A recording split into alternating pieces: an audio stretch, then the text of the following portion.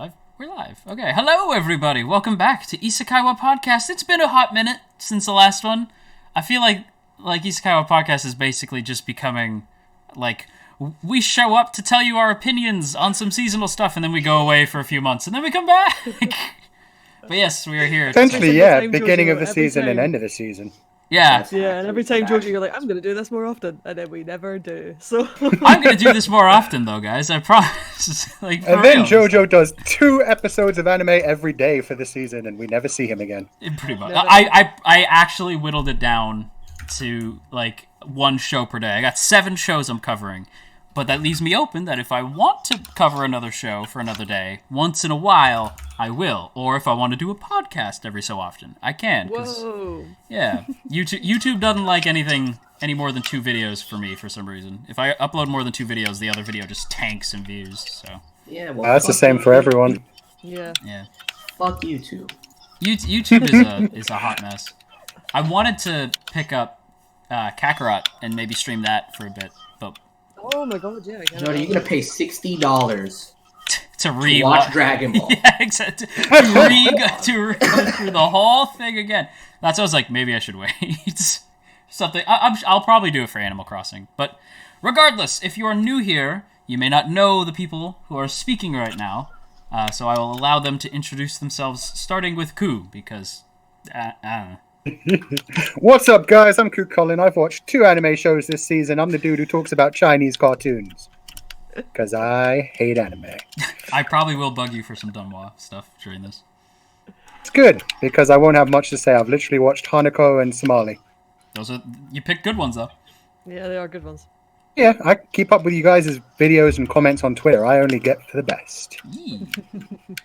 Isla, you go next. Yeah, my name's Isla. I YouTube channel that I totally upload to. Promise, guys, promise. 1 video a year. It's what we need. Can't rush quality, all right? Yeah, so I upload videos whenever I can. Life is busy, but I'm always watching anime, always talking about anime, and have seen a lot this season. On my channel, I do kind of emotional video essays about anime that I really love and really adore, and sometimes I do little 5-minute reviews on other shows that have come out, and some of them I don't like. Luckily, that hasn't been a while. But yeah. Hero Mask. That was fun times. But yeah, I'm watching a lot this season. I also talk a lot about the anime I'm watching over on Twitter as well. So yeah, you can catch me there or catch me on YouTube when I do upload. Son! Yo, I normally give very nonchalant introductions because I don't give a shit, but I actually do give a shit now because I'm back from my Abyss video game hiatus / shilling for Karate season. Although you should watch T.I. Faru. If you're not, don't talk to me. But anyway, no. I'm doing a lot more reactions now. Reviews coming back to the channel this year in spring season, so that's exciting. Ooh. And yeah, check out the channel if you haven't. I had Caster as a mod for. I gave him mod ship for Christmas, but I just had to time him out, so I had to take it away. Oh, this motherfucker, dude. I'll give you mod powers once you get back, Caster. Get him out of here, dude. Get out of his mind. You took away his mod powers to put him on timeout, and then you're going to give them back to him. Yeah. That's so Caster. I know. Bro, Caster should not be a mod on your channel. He's actually been doing pretty well. He's been sniping some stuff that I don't notice. You know what, man? Believe in what you want to believe in. It's all good. Anyway, ladies and gentlemen, we are here to give our thoughts on Winter Anime 2020. We're going to be using Mal to go through everything, sorted by title. So if you guys want to follow along with us, hop on over to Mal, go to the Winter 2020 section, and sort by title, and away we go. And here we go. And we're going to start with 22/7, which I have not seen. Ooh, 22/7 Idol Show. Come on, let's go, guys. No? Okay, just me. So Idol, right? This is an Idol show. It's by A1 Pictures, which immediately you're like, oh, A1 Pictures, that's interesting. Sort of, not really. Here's kind of what makes it interesting.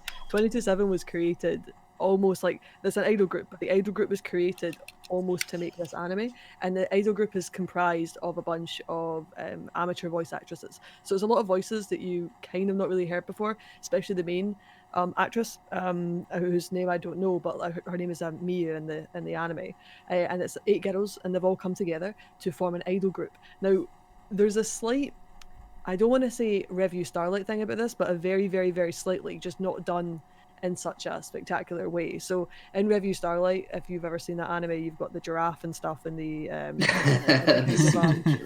strange, almost Ishihara style of kind of surrealism anime. So 22/7 sort of does that, kind of, but not really. There's this big wall that gives orders to the idol group in order to, for like who's going to be center stage and all that kind of stuff. So like they need to obey the wall, right? So like that's already weird.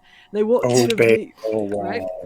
So the other kind of interesting thing about this anime is that the character designs were done by an ex-member of Kyoto Animation who used to work with Naoko Yamada. So when you're looking at the characters, they look very KyoAni, especially one of the main girls. She looks exactly like Midori from Tamako Market. So I kind of, whenever I look at her, I can't go over it. That's all I see. But it's interesting. It seemed okay so far. The first episode was probably better than the second.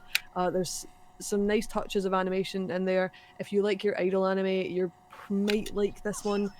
They've not really done any singing yet, so we've not really got to that stage, but I know that the whole aim of making this anime was to promote this idol group, to make this anime, to make this almost multimedia style project.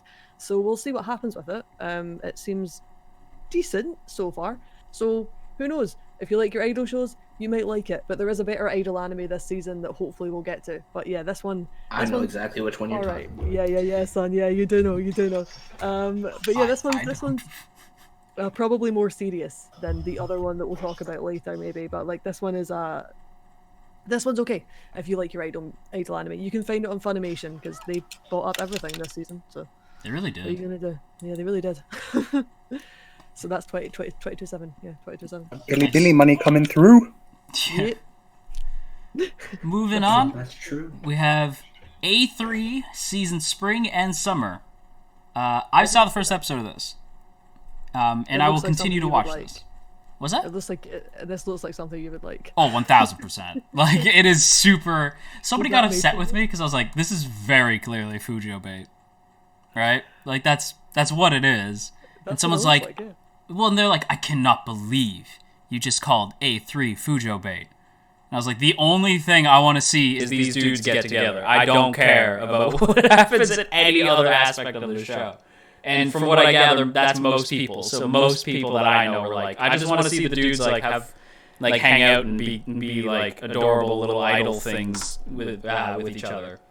But that's what it looks like. Yeah, there's more of a plot. Like, in fairness, it's about a theater company that they're working out of this like really crappy theater, and they're gonna get shut down, and somebody said there's an echo. Coming from who? I don't know. I can't hear any echo. I haven't heard echo this whole time. That's weird. I haven't heard anything. Echo. Why would there be? On live chart, by the way, I missed that at the beginning. Live chart or any chart? My anime list, yeah. My anime list. Oh. Yeah, everybody's saying there's an echo, but I don't know from who. It's just your audio, Georgia. Everyone else sounds. Really? Check the actual thing. Fuck you, weathering with you! Oh, I see. Oh, that's weird. Yeah, OBS had that should be. This should fix it. Even when I loaded up the video, I couldn't hear an echo. That's weird. That is weird. I think I know what the problem was. It looked like OBS had, because OBS gave me 2 mics for some reason. Oh, so it was just echoing you. Okay. Yeah, it gave me my regular microphone, and then it has like microphone 2, and I'm like, what the fuck? That's very strange. Do you have another microphone? No. So it's like it must have picked up the same microphone twice. No, some peripherals have microphones in them, like your webcam might have. Oh, maybe that's it. Yeah, that was weird. Yeah, thanks for pointing that out, Oh. folks. I had no clue. I had to scroll down to see it, so I wouldn't have even known. But yeah, anyway, A3, it's good. It's about a theater company. It's this really rundown theater. They're gonna get shut down, and this girl whose dad used to help run the theater, she shows up.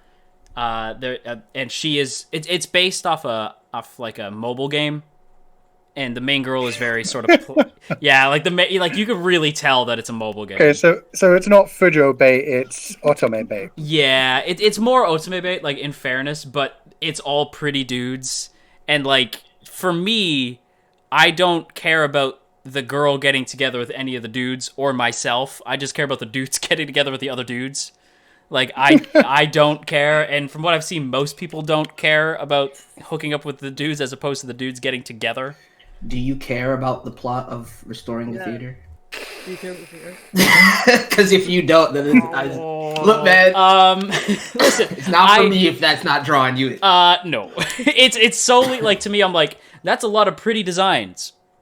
Like, that's what the show. It's a really pretty show, and I think the idea of setting it in a community theater is like, because it is like it's a show about like a theater group that, in order to keep this, because the theater they rent out is huge, but it's really run down because they're not making enough money. In order to keep it running, they have to have different acts performing every spring, summer, autumn, and so on. So I love doing stuff like this because, like, I haven't heard nobody speak about this anime. So, like, nobody in my circle has talked about A3. Have you spoken about A3? I did a video on it, but it really didn't do well. Yeah, I guess, like, I feel like with the kind of Otome game type thing, Yeah. it must do well in kind of Japan and stuff like that. Yeah, I know. It's really interesting. Yeah, like I It know. seems like the type of thing that would sell a lot of DVDs because they'll tie it to like a meet and greet with the Seiyu or something. That's kind of how I Yeah, feel. Yeah, I can see that. like I know. When I put it out, the only people who seemed to really be interested in it was a lot of like the Otome game crowd. Like Ami Yoshiko was like, yes, and that was like the only person I knew who was really excited. So I was like, yay. Yeah, spoilers. I'm probably not gonna keep covering A3. It is cool. Like, if you want a show that's just like pleasant and like, Oh, pleasant. yeah, just Who doesn't love a pleasant. pleasant? Yeah, like if you've had like a rough day and you're like, I just want to watch people who really care about theater and maybe each other. Like, See, the thing is, it doesn't sound bad. It's just like in a time where I feel like the market slightly oversaturated. And This I have a isn't shit ton of necessary. stuff. Slightly. Yeah, like I'm trying to give them the benefit of it. no, you're right. Like, honestly, in this era, like, this show is not necessary. Like, you don't need A3. Other shows you quote unquote need, but yeah, A3 could not exist, and most people would be probably fine. But that's it. That's A3. I wanted to praise it, but I didn't really do a good job. It's from But PA it's actually- Works. It's pretty. It's actually an Otome game, though, right? Yes, That's 1000%. the adaptation. Okay. Yeah, and you can really tell. It is. Rare I mean, it's rare that PA Works would pick up an Otome. I know, I was going to say. Although it must be very slice of life. PA love a good, slow burn slice of life. They love that. Yeah, I love somebody, Rebel Girl, shout outs to you, was like, is JoJo gay? And someone's like, JoJo, or letting his inner Fidanchi come out. And immediately everyone's like, inner Fidanchi? Where have you been? Inner? Yeah, like, I inner. mean, look, man, there's nothing wrong with appreciating some love between two men. Man. Yeah. Nothing wrong. All right. Yuri on Ice did a real deal to Son. Hey, Yuri man, on Ice, like, banana changed, fish. son. Look, I got my two posters behind me of Yuri and Victor and Ash and Eiji. Yeah, That's what I love it. I just remember your fan base when you first watched Yuri on Ice. People were not expecting you to enjoy it. It's why wouldn't I enjoy it? that Victor's was a the nice first ass. that was the first step. That's a joke. That was like the first step for a lot of people into like Fidanchi shit, where they're like, hey, I just like that they're together. I don't want to be with them, but I like that they're together. That's a lot of Fidanchi people. Was like that. yeah, Yuri on Ice seemed to awaken a lot. Bree, we don't talk about ice adolescence. We don't talk about that. Doesn't exist. Doesn't exist. What's that? The Yuri on Movie Ice. that's supposedly coming out. Never heard of it. Haven't even begun production, I'm sure, so don't worry about it. Who's Rem? What's Ice Adolescence? Oh, Same thing. ADR, ARP Backstage Pass sounds like it would be like A3, like it's another idol show, but yeah. like a kind of like, oh my god, wow, that Fidanshi? Wow, that just like really went out of my head. Whoa, what the hell? Yeah, so it sounds like another one of those that I don't presume any of us have seen, even you, Jojo. I don't think you've I've seen. never I haven't heard seen of this either. Dynamo Pictures, dude. What the fuck is Dynamo Pictures? Dynamo Pictures sounds like it needs a lot of like echo behind it. Yeah, Like Dynamo. Bang Dream season 3. Anyone watching Bang Dream? Anyone in Bang Dream? No, but the name always makes me laugh. Yeah. sounds It's not like very a conducive dirty for an dream. English audience, has it? Yeah. Yeah, so none of us are watching Bang Dream. No. None of us are Bang Dream fans, but I guess if you are, it's got its 3rd season, so enjoyable. E. I enjoy a bang dream here and there.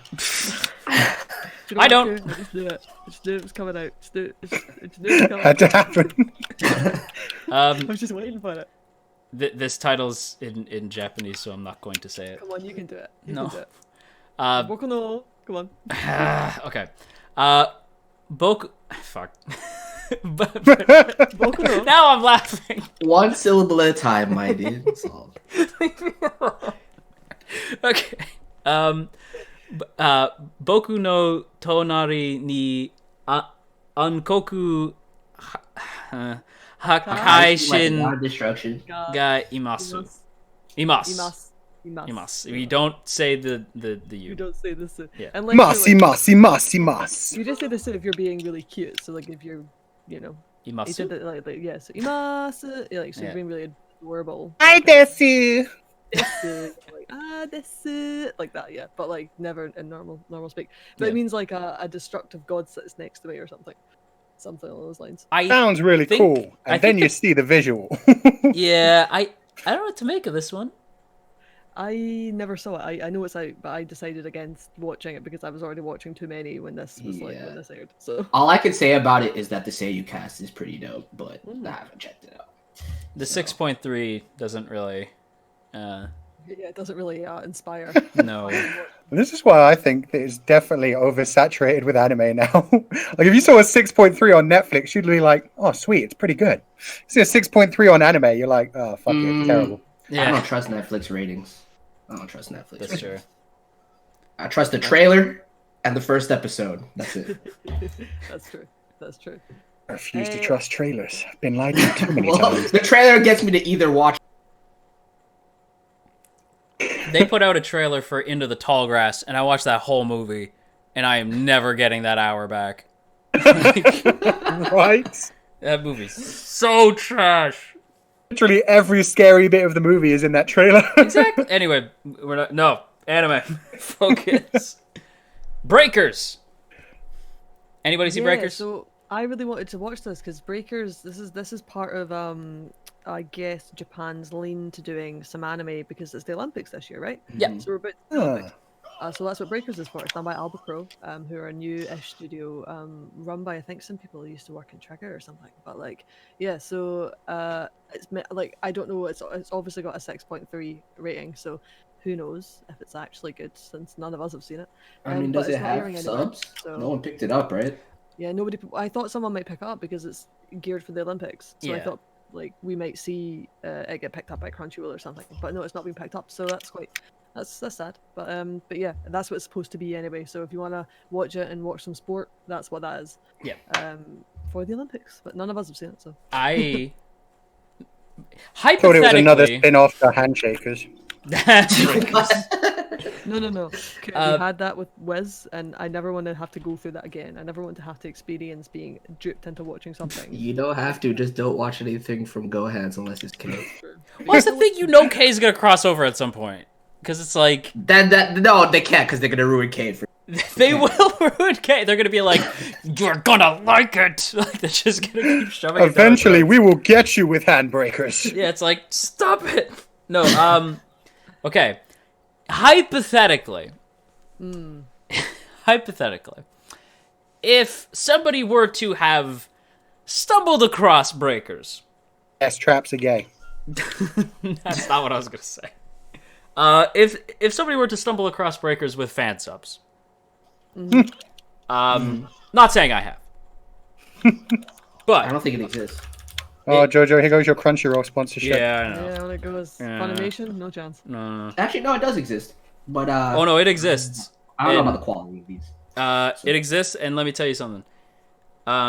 Even if I watched this raw, I would have been disappointed because Oh, really? Is it yeah, bad? this sucks. I was so disappointed. It's such a cool idea, but I don't like that. Like, because a lot of people were worried like it's leaning too far into the sci-fi, because there's like sci-fi elements to this. Oh, right, okay. Yeah, and What is it, I set was in the future or some shit. kind of. There's just like weird tech, and I mean, I see a little robot and some cyborg glasses and shit. yeah. Oh, Yeah, that's how they like find these Paralympic athletes and stuff. I just kind of wanted a show about Paralympic athletes because that's like a really interesting topic. Right. It's pretty niche too, yeah. Yeah. So are they like Paralympic Power Rangers? No, that'd be really cool, but no. No, it's Power Ranger. it's the first Power Ranger. Jesus, that one. Yep, you're in trouble for that one. I can't even say anything about that. No, Hey man, at least it's not Cripple Toe. jeez. That was. I should have laughed at that shit. We love you, Chibi. Anyway, the first episode has a lot of promise. It's like this kid, he has prosthetic legs. He's the kid in the wheelchair in the poster, and he's missing like some of his fingers as well. And he learns to play basketball in like the cool like wheelchair with like the tilted wheels, and it's cool. But they kind of imply that they're going to be giving him, like, super tech legs and stuff like that. I'm like, no.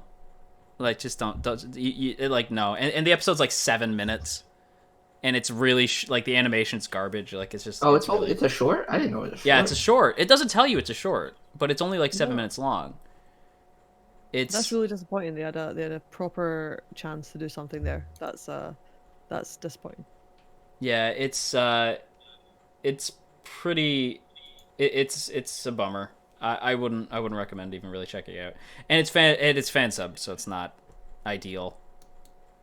Yeah. Some fan subs are good, some are Yeah. not. But yeah, Hit and like miss. it's not being picked. I guess maybe you can see why it's not being picked up then. Yeah. Because I was hyped for it. I was like, what a cool idea, and then Well, I mean, yeah, it being a short really answers a lot of the questions I had. Yeah, that does Yeah. answer a lot of questions too. Yeah, especially if it is a short, they probably did just literally make it for the sake of the Olympics, and that's Yeah. it. yeah. That makes sense. Totally. I hope we see other Olympic anime though. I would really like to see an anime. I based on definitely think we're Olympics. Like, getting- that's something I want to see, but by a really good studio and a really good team. That'd be awesome. I guarantee we're getting something during I this really summer. hope so. We've got to get something free related. Come on. I just stop. You Like can't I can't. ask for that, You man. can't I ask for that. cannot ask for that. I demand that. But Yeah, then that's not with Kyoto Animation and the way they are. they at the need moment. time. I was like, listen, don't. I turned into Hawkeye for a second. Like, don't do that. Don't give me hope. I miss give me Free hope. so much. Don't do that. Don't do that. I miss Free. I miss KyoAni. Like, I don't even want to think about it. It was perfect too. Like, it would have perfectly synced up to the Olympics. It's just, Yeah, it would have been amazing. They would have to. yeah. It's, I do think you'll see, because isn't Goku an ambassador or something? Like, yeah. I think you'll see Toei do some stuff with Goku, like shorts. Oh, I could see. Yeah, I'm expecting a lot in the way of that. Yeah. But I also think what Isla's saying is something I want. You know, I mean, like a full-on, dedicated, high-budget, Yeah. quality Olympic-based anime. You know what? This is where you do that sports anime that I pitched forever ago. Where like, oh, the sports anime crossover, Haikyuu meets Free meets Slam Dunk. That's what I was meets- thinking. If they like You know I have hired, a heart attack, right? Yeah, if they I put would like die. Shonen Jump kind of Yeah. together to do this. Like, remember when Shonen Jump had like Goku fight with the dude that eats a bunch of meat? Toriko, yeah. They- Oh, the Toriko and One Piece dude. crossover, yeah. Yeah, like imagine if they did that nowadays, just with all the Shonen Jump sports manga. Like that would be a great It'd be really good, Oh, yeah. actually. little Yeah, that'd be advertisement. really awesome. I'd love to see that. I hope we get something along those lines. I'm hoping there's some really cool anime-related ideas that come out during this Olympic period, because Mhm. it'd be really exciting for us. Yeah. Dude, I think it'd be really cool. there's so many cool ideas you can do. Like, Cool Runnings the anime. I would watch the shit out of that. No. Cool Runnings the anime. Make it. It's so good. I'm Such a good movie. not even watching that shit, JoJo. It's such a good movie. I'm Jamaican. I'm not even watching that shit. That's Right. a true story, damn it. Right, moving on. Darwin's Game. Anybody? Darwin's Game. Darwin's a game. I watched Excellent it. as well. You guys watched it? Interesting. I'm down. I think I like an episode. I haven't seen the last episode. Okay. So for me, it's past the 3-episode test. Great. If you want like good direction and cinematography and animation and the like, it's not abysmal, but it's not good. Don't look for that. Especially the direction is really not good. But surprisingly, the death game itself and the overarching plot and characters, I thought it was just going to be generic, regurgitated shit of this genre. But it's actually managing to distinguish itself, dude. I'm actually getting invested. I hear it's super edgy. So if you like your edgy anime, It is edgy, dude. And a lot of people throwing around like the new Batum, dude. A lot of people are saying this is the Batum, which I don't know about that statement. I but don't know about that. That's quite a strong. yeah, I don't know about that statement's a little too much for me. But it's good if you have some spare time on a Friday and you want to watch a little death game action. It's not bad. It's not bad. If you're missing some death game, this is Yeah. where you go. Everyone was after King's Game flopped. Yeah. See, I'm loving it. I thought when I heard the name Darwin's Game, the first thing that came to mind was King's Game, and I was like, oh hell no, oh hell no. But King's Game. I still have nightmares about King's Game. Like, just who made that? Why did you make it? It was awful. oh, that's so Who? bad. I have questions. The second so episode many of questions. King's Game. Before we move on, I want to say shout out to Leia Hime for the $5 dono. She says, I'm sending this in support of Jeweler Richard and Smile Down the Runway. Have fun with the rest of the podcast. Well, thank you, Leia. We will get to both of those shows. I have Yeah, we will. many opinions of both of those shows, actually. But yes, Darwin's Game. I agree wholeheartedly with Sun. Like, if you're looking for killing game stuff, this is perfect. Like, it's exactly what you're looking for. That said, Interesting. I want more stuff like more. I kind of wanted it to be more. I guess goofy. I guess like I wanted it to be a little bit more goofy. It's very edgy. Yeah, it's very edgy and very serious. in Yeah, its tone. I kind of wanted a little bit more of a Danganronpa tone, where it's just like off its rocker. Yeah, it's They don't definitely have that definitely does kind not of- seem like that No. from like the One shots and stuff I've Danganronpa. seen from it. It's more realistic. I don't know if I should even say that, but it is more grounded than Danganronpa. Yeah, no, it's in a real like I don't know, man. It's just The it's powers something are simple. cool, though. Like if you're of the opinion, like if you're looking at this and wondering if you should get into it because you're just like, oh, it's just another generic death game thing. Like I would recommend that you don't have that thought process. That's my takeaway from the 3 episodes of the game. It's not as bad as you would think it should be. Yeah. It's and actually pretty good. don't let Annie Twitter make you feel bad Oh, for watching it. 'cause Annie they have Twitter been will roast ripping it you, apart. but if you just want to play it close to the chest, Yeah. you don't have to tell nobody. Yeah, you you watching don't- yeah. Darwin's Game. Yeah, It's you don't okay. You got to tweet Do you know about how it. many shows I do that with? Yeah, you where know, it's I seem respectable, but do you know how many trash shows I watch? A lot. So That's just- yeah. let's be honest here. Look, We all man, have I'm the caught up show. to Boruto, so I can't even say no. Alright? I'm still Can't watching say. Black Clover, 118 episodes. Yeah, but Black Clover gets better. But It does actually, yeah, it's very good. I really like Black Clover. I think everyone should be watching it, but that's just me at 118 episodes, so I think I can say that now. I feel like if I do catch up on Black Clover, I'll probably like read the manga and then I'll like go Yeah, back it's and probably watch some of better. the better episodes. Probably that's a is good very plan, to be honest with you. Yeah, although it is getting very good. Like we're in a really good arc right now, a really interesting arc for Black Clover. So, but as Black Clover, take it with a pinch of salt. I heard the English dub's good, but that's like a by the by. I heard it's more palatable than Screamy Asta, who doesn't scream quite as much, and you do get used to him. You do know. Yeah, Sorry. you do get used to that. Get used to that. Can we talk about Doro Hey Doro? Because Dorohedoro, yeah, of course. Go for it. all of Are you. you watching it? Oh, I saw the first episode. So, on you go then, Jojo. On you go. everybody who recommended this to me, because a lot of people were like, "You gonna watch it? You're gonna watch it, right? You said you were gonna watch it." I did say I was gonna watch it. You'll note that I didn't make a video on it. That's because this show is good with a huge asterisk. And that is, if your taste is anything like mine, you will not like this. Oh, I thought you were going to say, if you have taste, you will not. No. I'm not that mean. No, it's just, I felt really gross watching Dorohedoro. Like, it is gross.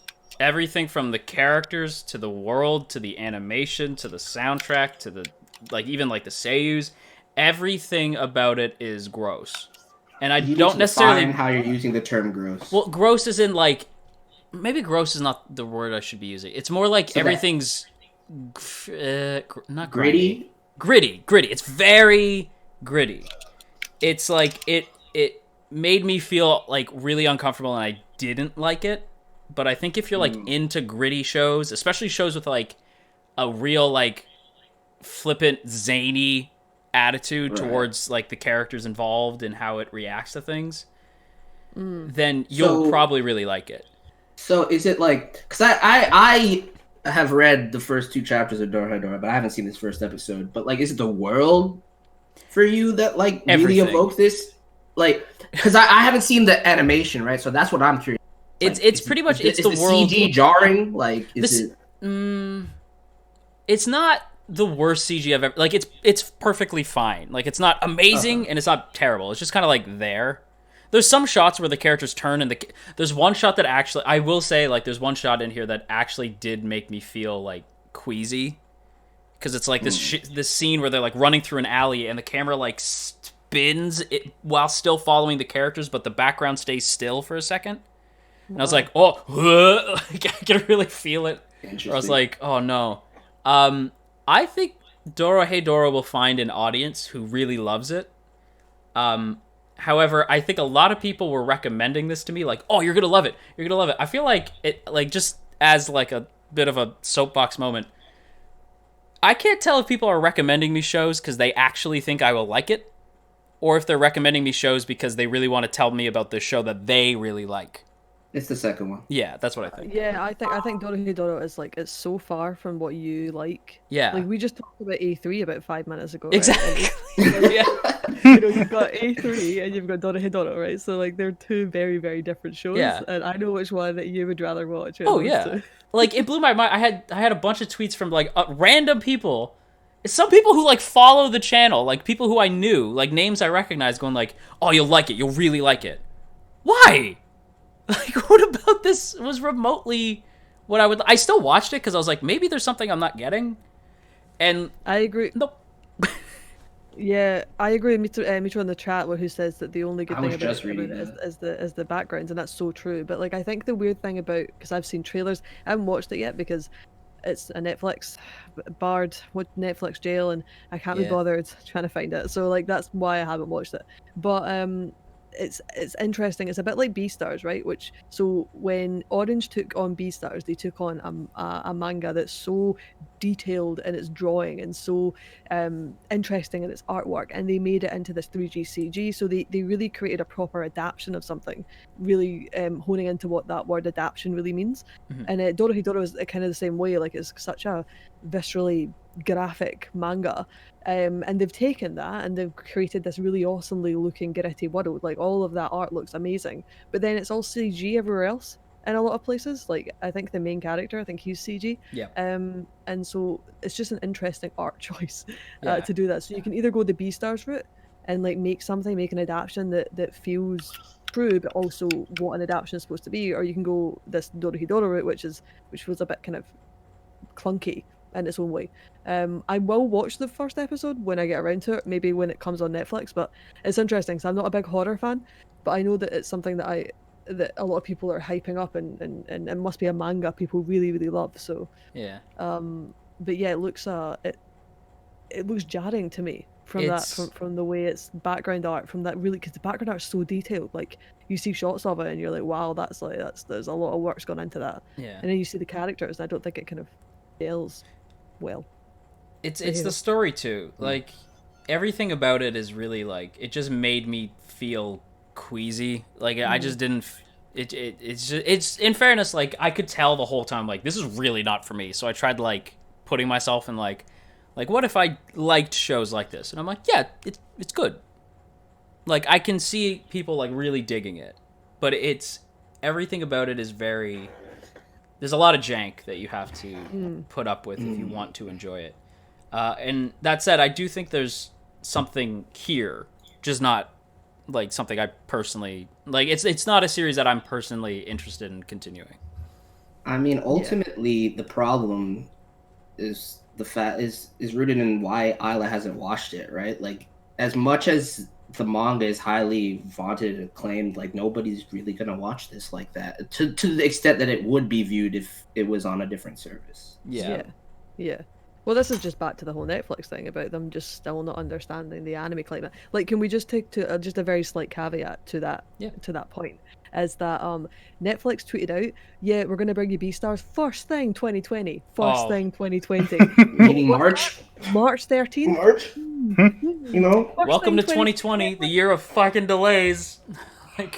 Like, oh, let's not even talk about that. You can't do that. Like, you're just, and then the worst thing is as well, because like I've now, his name has just completely escaped me, but the guy who runs Orange, the guy who directed Beastars, he was so sad. Yeah, he runs. The guy who owns Orange runs has his own English Twitter account. He lived in America for a while and stuff like that, so he speaks very good English, and he has a Twitter account and he posts, and they're like, we didn't know that they don't show it with Japan, like how every other seasonal anime works. And I get that the binge culture and stuff like that, but this it's just consistently annoying because you get that kind of fear of like Netflix picking something up, and like that this anime is never going to be as big as it could be if it was seasonal, or it would be in more people's frame of conversation. Like we'd be able to talk about it more. Yeah. Like with Carol and Tuesday and all that kind of stuff as well. So and it's not like they can't release things episodically because they do it for fucking Chinese and Korean dramas all the time. Exactly. Yeah. Exactly. Well, that's the thing. Netflix Japan also has released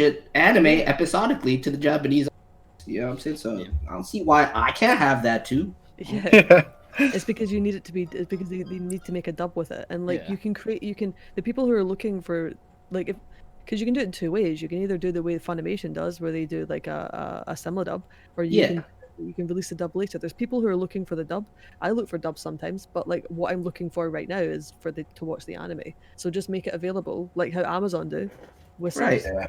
I mean, especially since simuldubbing is a thing, though, right? Like, I feel like the whole shift of the industry should move in such a way where it's like, now we have this, our turnaround is much faster. We might as well not bar people from watching it simultaneously, sub versus dub. Because they know now, like the world is just such a big, like interconnected place by Twitter and everything else that if you don't simulcast it, you fuck yourself because everybody is going to watch the unofficial version because they don't want to already see spoilers from the 12th episode, like 6 weeks before the first episode is going to release for them. Exactly. Yeah. And they're in such a fortunate position. Like Netflix pick up shows that have got really good production cycles, or at least very decent production cycles. So they're getting the material, or could have the material early. Like, weeks and weeks and weeks ahead, months ahead. Like Carol and Tuesday had a really good production schedule, a little bit towards the end, but still had a really good production schedule. Like Beastars had a great production schedule. Dorohedoro does as well. Like, so you're picking stuff up that you can dub early. You're getting this material. I don't understand why we're still in a situation where they're not showing stuff weekly and we're still here. Like, when did they start picking up anime properly? 2016 was probably when they started picking stuff up. It started with Little Witch, if I remember correctly. Yeah, it started with Little Witch, right? And then we're like, oh god, what's happening? And it's still every time. And then you get, first time 2020 comes Beastars. No, it's coming in March 13th. Yeah, I mean, even if it had been first thing 2020, it would have been after the whole series ended. But Jesus Christ, I know, and they're still delaying it a fucking half year after the series ends. Yeah, it's anime doesn't work like that, and I just wish they understood it. Yeah, but... well, so many people were like tagging me, like, look at this. I was like, I don't care. Like, Netflix is a pack of idiots. Like, I've already seen the series twice before it's even come out. Like, I don't care. Honestly, all the Netflix series that Netflix picks up, I have never watched them on Netflix. Not one. That's just it. Not one. Yeah, and they only have themselves to blame. Not for nothing, the Glorious Competition put out a weekly show, and that show is probably the most popular fucking TV show on the planet right now. Looking at you, Mandalorian. Oh, that competition. I was very confused. It was. Yeah, I was like, where are you going with this? Yeah. It was. Yeah. Like, And they cancelled the Obi-Wan Kenobi prequel. what? No, they didn't. What are you talking about? No? When? No, It was all over Twitter yesterday. What? No. Trending on Twitter yesterday that Obi-Wan Kenobi was cancelled because what's his face? You got me looking up Star Wars stuff in the middle of this fucking stream. Hold on, no, this is important. Ewan McGregor, literally like a week ago, it was on an interview and was like, "We're greenlit. It's a go. It's happening." They had the director of Drive, dude. What's going on? Where did it go? Literally 2 days ago, it was trending. I'm not sure if it was real. But yeah, it was just trending, which means nothing. To be fair, before we move on from this Netflix thing, Son, tell them about the true best anime of this season, Scissor 7. See, okay. Forbes says it's not canceled. It was a freak out. Okay. So they do admit that wasn't trending yesterday, though, right? Yes. I'm not in Spain. God. Okay. You just dude. I can't Jesus have Christ. I was like, don't. Freaked out about that too. To get back to Ku's quick caveat, since we haven't talked about any Donghua yet, I am on episode 8 of Scissor 7. I haven't finished yet, Ku. Is there gonna be a second season? The season already fully aired in China. They've already started production on the third season. God. Oh, thank God. So we can drunk and live react to it later. All right, it's fire, dude. It's one of the funniest things I've seen thus far. I can't wait to watch it. I'm looking forward to seeing It's it. amazing. Everyone go watch Scissor 7. Hilarious comedy. Really, really good animation. They really just take the piss with it and do whatever they feel like episode to episode. Yeah, don't watch it with the, don't watch it if you're too young. It's not for all. No, it's particularly for people that were born in the 90s to early 2000s, especially if you watched like martial arts comedies like Stephen Chow films. You'll love it. I can see that.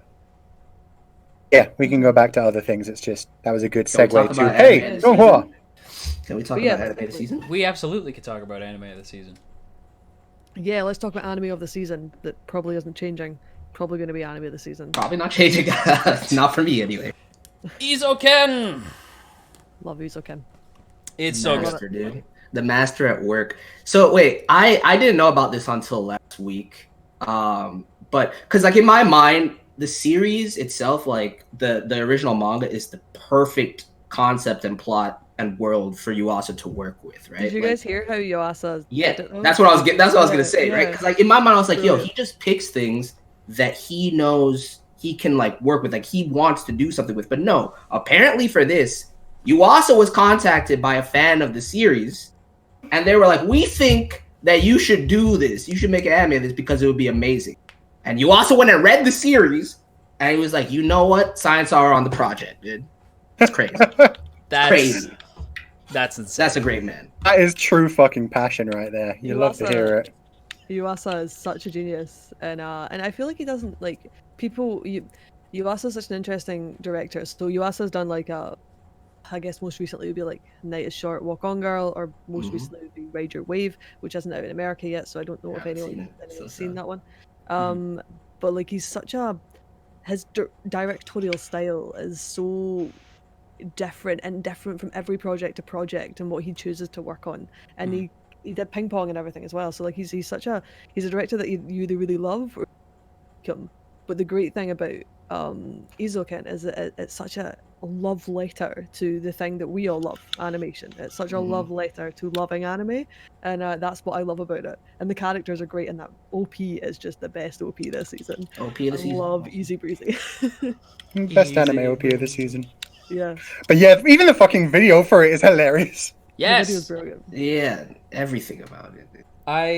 I love that it's like everything about these three. I'm like, yeah, like the way their imagination works. I'm like, if you were a dork in school, you were one of these three.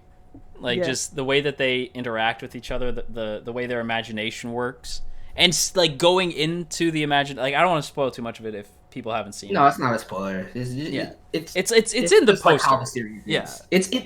It's literally like within the first episode. I don't consider first episode discussion spoilers, but they like jump into like not for real, but they like when they're imagining how their anime will look because it's a show about making anime. they actually like go into that world and like they're making a mech. They actually fly this dragonfly mech, and when it starts up, it's all the Foley is the main Midori's voice, like It's making just like all the pure noises. onomatopoeia, dude. Yeah. Yeah, It's and I love that. It's just it's so so genius. cute. It's so cute. It's like you're just it's all sketchy, and they've made this world, and you know when they're going in and out of both of them, and it's I like the Foley as her voice is like one of my favorite touches. Yeah, no, it's I love perfect. that. Yo, Isla, people in the chat are coming for you right now, and I don't really? know why. What'd I do? Panda and Bree are both like, Izoken is like placed further than the universe. Everyone loves it, and I find it all right. And Oh, then wow. Bree's like, same Oh, Panda, yeah, and I'm you're like, outta here. yo. I mean, that's coming. Out from of your mind. That's majorly coming. Oh wow, disliking two of my favorite shows at the same time. Well, quite. Ow, I feel that in my heart. Yeah. Place for the Universe is like my favorite anime. Well, like, After listen, Evangelion. Bree and Panda are allowed to have their opinion. Their awful, you can crappy totally have your opinion, but opinion. they're allowed to have it.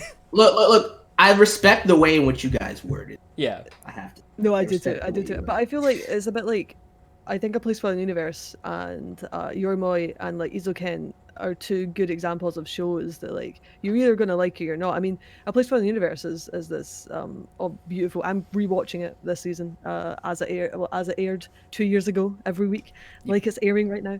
Not that I don't have enough to watch, but you know. I've been seeing those tweets. It's so great going back through it. But yeah, so it's cute girls anime, but it's so wonderfully emotional, and I really love it. But with like Izoken, it's Yuasa, so you're either gonna like it or you're not gonna like it, and it's wild and it's different and it's funny and it's such a. It's so funny. If you love animation and you love the process of how animation is done as well, like if you follow the people who are making it, they're doing like there's this thing in the Sakuga community called a Sakuga Mad, which means that people put together Sakuga and episodes of anime or series of anime they really like and credit who animated these scenes. Mm-hmm. So Sai and Saru are doing that. They're creating their own Sakuga Mads every single week and That's like saying dope. this is who animated this bit, this is who animated this bit, and we just don't get that in anime. We have to find out from people's random Twitter accounts and stuff like that, or who might have animated Sakuga Boru and whatnot. yeah, or guess through different smear shots, like people who are really good Right. at trying to guess who animated something. We just don't get that, and from an animation lover's perspective, that's just so cool. Oh, yeah. so cool. 100%. But I get why people wouldn't like it because it is very. I mean, the only way I can really describe it is it's very Yuasa. Like if you, Well, that's the thing, and Wait. you said it before earlier though. Between projects, you can't judge Yuasa's work Yeah. just based on seeing. Like, say for example, you saw Ping Pong. You can't really judge the rest of Yuasa's work Yeah. based on. You saw Kaiba, you saw Lu Over the Wall. If you haven't seen the compendium of Yuasa's work, you don't really understand how the man's mind and creative process absolutely. works, and how he brings certain airs and atmospheres to different types of projects. So Eizouken is not really like a lot of other. It is in certain thematic and stylistic choices that Yuasa makes, but it's not so much in the atmosphere of the world and the characters and things like that. So you can't judge it until you watch it. That's how I feel about it, dude. Yeah. And like, yeah, but you can totally tell whether you're gonna like it or not via the episode. So that's it's by the by. I had a friend. I showed this to a buddy of mine. I was like, "Look at this," and he's like, "Okay," and he had the same reaction that I think some of the chat is having. Like, I'm glad you like it. I was like, "Cool." But he's like, "What if it ends like Crybaby?" I'm like, "Then I will become a Crybaby." I don't know how it would, but like he's literally like, "What if their imagination blows up the planet?" I'm like, that'd be a cool ending. I would really like What that. if you find out everything was in their imagination and one of them's in a coma? Oh no, that's Yeah. too. No, I don't like that. That's too like Ash is in a coma, like conspiracy. I kind of would like it if like the imagination is real at the end and like the planet blows up or something. It'd be too much, dude. Like, I'd like it as just Yuasa's playground to do Yeah. whatever the fuck he wants with It's- the scenes. Like, I want to see like my perfect ending for the show, and I know it's based off a manga. I don't know if the manga is finished or not. it is. It is. Okay. If anybody has read the manga, then don't spoil it. Yeah, don't spoil it. But ideally, I would like to see these dorks like get into the industry at some point, like by the end of it. I don't have any spoilers for you because I don't know. I'm just guessing, but I don't think we're gonna get that, Jojo. You don't think so? I don't think because that's too ambitious for the timeline and the pacing that we have. I feel like the triumph would be them creating something and showcasing it through the club. Like I think that's as far as you could get. Yeah. No, I don't want to see it like at the end of the season or anything. I'm just saying like. Oh, it would be a great one if they have like a spring festival kind of thing. Yeah. They have like a spring festival and they make a movie for that. That would be pretty sick. Yeah. That's what I picture. Yeah, but I see that's how I see now, Jojo. Like you want like an epilogue kind of flash forward. Yes, that's what I want. Yeah. Like I would like to see like them complete the thing at the end and then maybe like a flash forward in the last few minutes just to be like, and this is what happened. Oh like, yeah, they work in anime now. Yeah. They joined Science Saru. Yeah. Oh my god. No, you gotta give the Yuasa cameo. Oh dude. my god. The it just goes full meta at the end. You're like, nice, and then it ends. That'd be so meta. I'd love that. Yuasa just like, your story's really interesting. I would love to make an anime about that. And then it starts up with episode 1 again. Mind blowing. Yeah. But, you know, it's really good. But like, if you don't like Yuasa and you don't like your anime a lot, you're probably gonna. Also, it's got that classic Yuasa anime style of like everyone talks really really fast. So you better be able to read fast. If you can't understand Japanese, you better be able to read those subtitles fast because they talk really fast. But yeah, but I like it. I like it a lot. It's my anime this season so far. So. With that said, I'm going to split for a while. I'll be back in about an hour if you guys are still going, which you probably will, because according to the speed you've been going through these, you'll be doing it for 4 hours. Okay, cool. I love you guys. Later. Love you. Bye, See ya. Well, it's too bad because Ku left just before we could bop to the top. Sorry. You cannot blend those two things together, man. But you got to slip and slide and ride the rhythm. Oh my god! Christ. Stop it. Jesus Christ. What? How do they open that? Like. I just know the chorus, dude. I How they open like caliente or like something like that. I can't remember how they open. I'm terrible. I'm sorry. It's fucking stuck in my head now. Thanks for that, man. Bop to the top. Jesus. Anyway, Haikyuu to the top. Great. Amazing. It's as good as I left it, which is great. Yeah, which is awesome. It's not like it was par for the course and ensured for it to continue to be the level that it was, right? Because we've had multiple substantial shifts, but 2 very important shifts in terms of the staff, which we changed the director and Chiba, who was in charge of chief animation. Yep.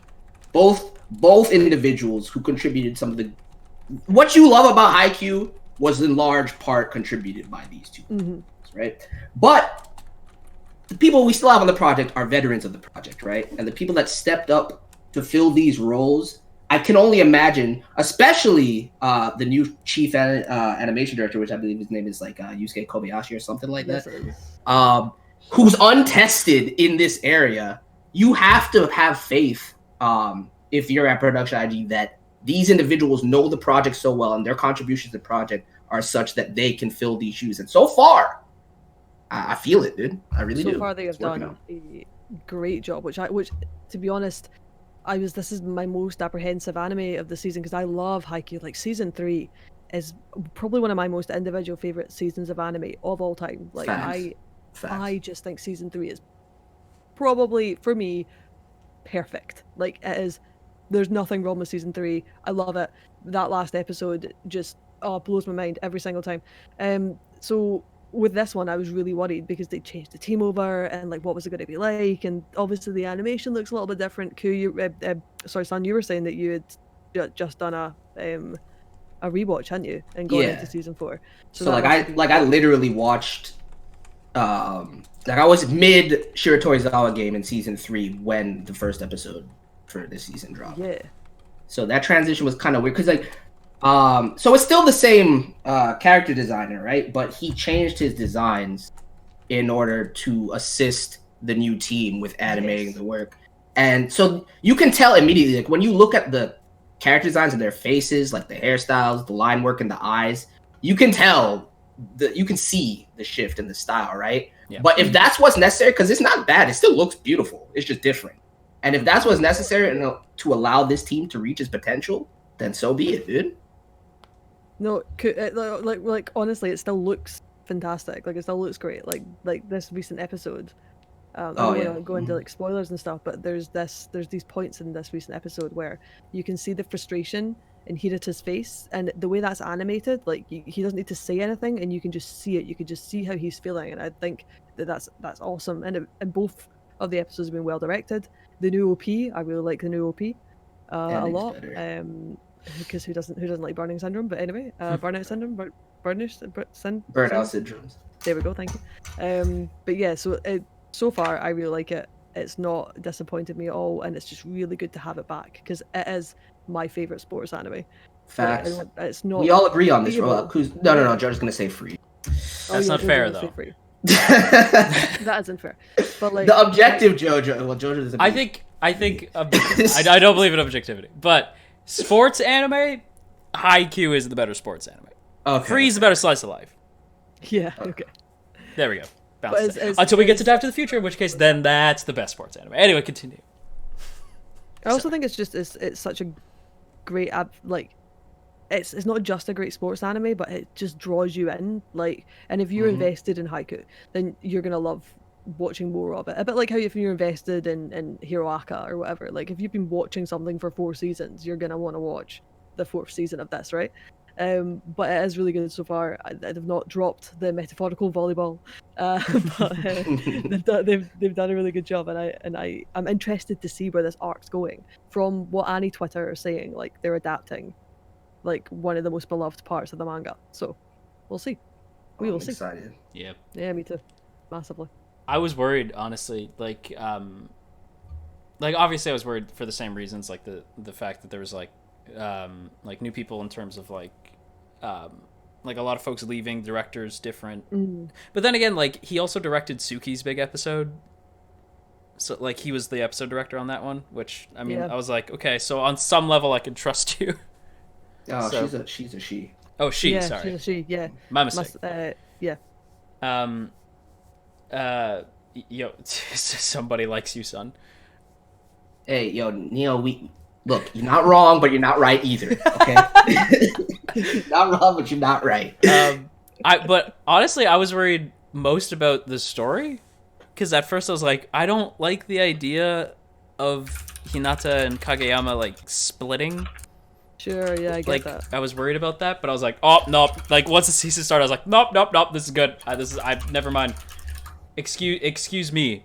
I am in the wrong on that one. This is a perfect story decision. Panda, stop it. Get out of here with that. Don't. Not now. Not now. Stars Align, Sun's favorite. I still haven't watched it, man. I'm sure it's good. Crispy Nuts did a video that I think you might dig, where he's very fair about it, and he's like, I like it, but I respect like a lot. Like he goes into like why it's good. Right. We're not gonna talk about Stars Align. Let's move on. Yeah, Stars. Yeah, let's not. Also, interestingly, like if you want to watch before like To the Top came out, the same director directed the OVA that came out as well. So she did. Really yep. Land vs. Sky. I didn't know that. Yeah, she did. She did the OVA too, which was really, really good. I really liked Land vs. Sky great. too. Like it was like really fun. So if that's like a sign of what's to come, with her directing, because like I think her first proper series directing credit was on Anami Ayel, which was the cheerleading one that like me and 2 other people watched, which was good. I quite enjoyed it. It's a slice of life though, so it'll be interesting to see how she goes forward and makes the rest of Haikyuu, because it's such a big property to take over. But so far, I'm rooting for her, man. I'm rooting for her. Yeah, me too. Like I'm always rooting for new people, so like I really hope it goes well for her. And so far, like we've had some great cuts in it, like some just great. The story, I really like where the story's going, and I do really like this new animation. Didn't think I would, but I do really like it. So fingers crossed. Just wait till the first big game. We'll see. Oh my god, yeah. Then we'll see what's happening and what's going on when we get to the first big game. But so far, pretty good. Agreed. Moving on. I'm assuming none of us have seen like the next 3 shows. Down a bit. Yeah, I've seen those 3. Oh wait, before we jump into stuff like ID Invaded. Hey, a Camp is cute. Very cute. It's Wait, my so- favorite Short. short. So this is a spin-off short? It's kind Sort of a of. sequel, sort of. Is a sequel? Sort Kind of. I feel like It's this is just what they're doing in between season 1 and 2. Like this is what the camping It's to club keep was people doing. interested and aware that laid back camp that okay, Yuri camp so- is a thing. Yeah, It's the because same like staff and everything too? for the actually no. Some of it, the director isn't Um, the same. Actually, hang on. Let me go get my notes. I have notes. I will be right back. Actually, you know not what? the It's not same- worth grabbing. It's not the same staff. There's the director's different, it's the same studio, so you've got a little bit of overlap there, but not very much. Right. Enough that that it still maintains in a 3-minute segment that kind of like laid back camp niceness about laid back camp. And if you like laid back camp, you're gonna enjoy those 3 minutes that you get to spend with these characters that like you just loved in Eurocamp. So it's nice to see the desk going in. I love her so much. I'm a little disappointed because my Animu daughter has not Yes. shown up yet. She's not shown up yet, Yeah. but she will. And I was like, I "Where's imagine my she girl?" will. Like, I kind of Ooh. figured she's not like Like the when main character, Rin?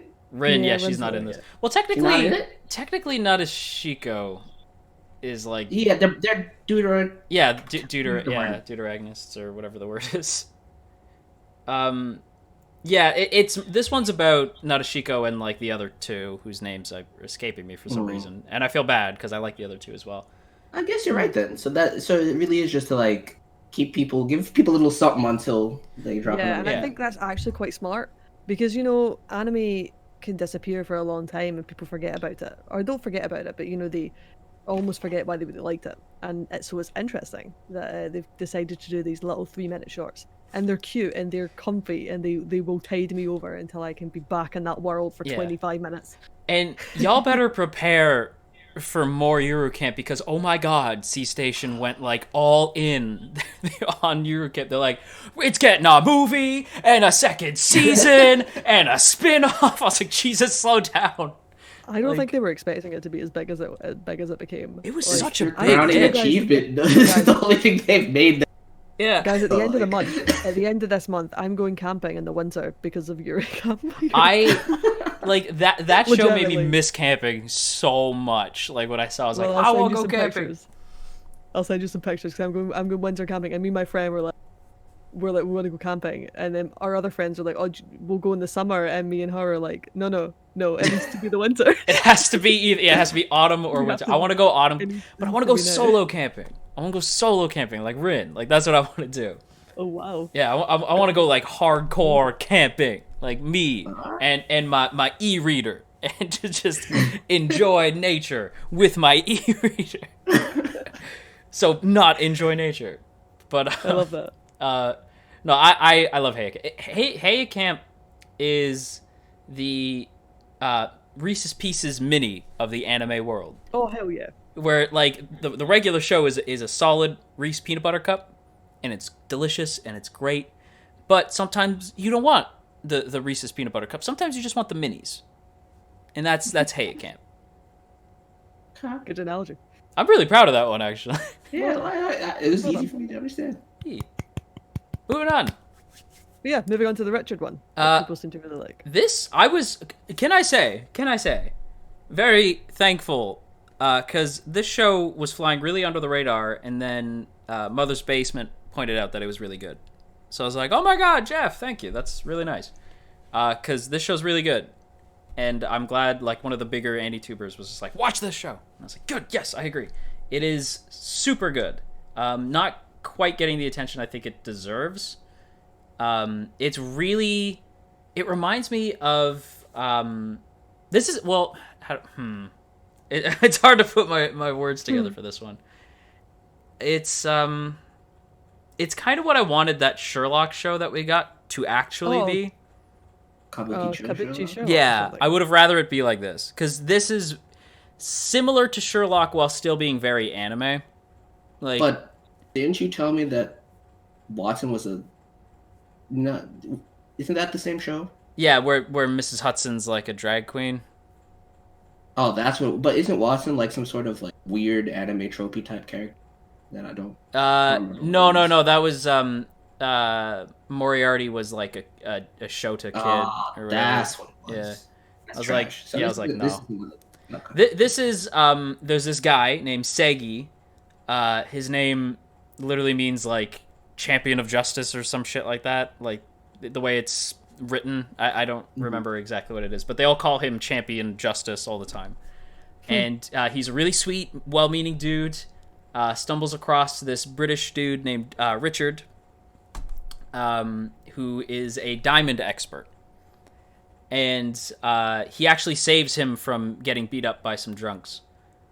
And from there, they kind of form this friendship. And the first episode, honestly, is like a perfect kind of summary of what I think the show will be. And it's Richard having a sort of like taking Segi on these like mini adventures. Like they're not these grand sprawling mysteries, but they're these like little mysteries that each center around different diamonds and jewels and stuff like that, and how these items, how we give these items meaning.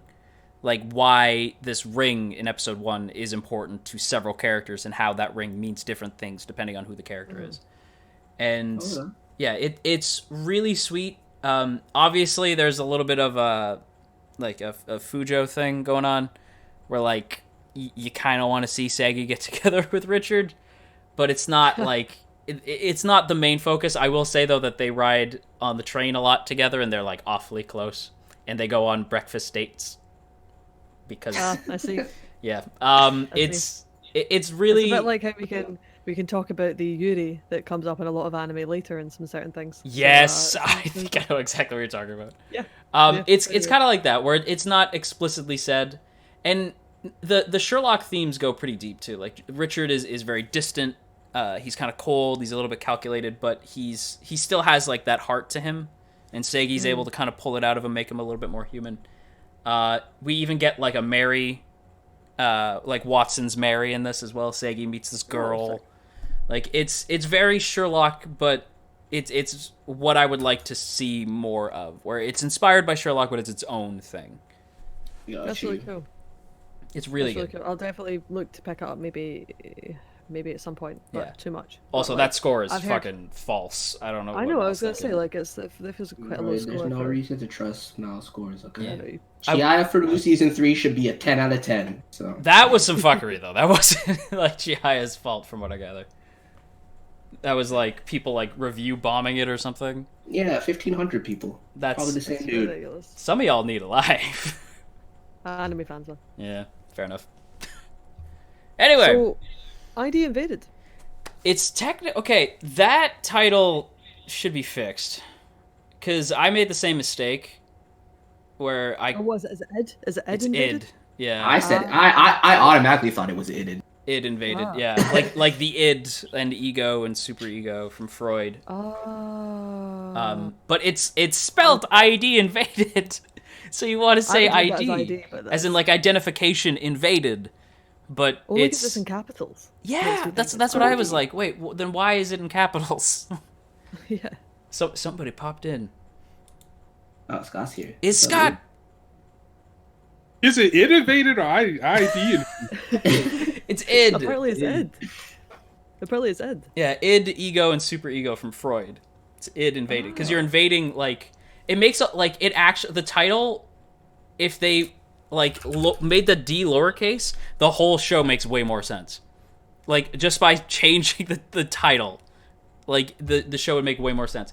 Because ID invaded is confusing and weird. And the first Doro, hey Doro, but one of the first shows we're gonna talk about where for some reason everybody this season, every animator decided to just drop acid and make a show. Because like a lot of shows this season are weird. It's Aoki who directed this one. Yeah, so it's yes. been a weird season, that's for sure. So, Oh, it is bizarre. But the idea it should be called id invaded with like a lowercase d, because they're not jumping into the person's mind, they're jumping into their id, like the chaotic, uncontrolled, the subconscious. Like you're tapping into the back of their mind almost.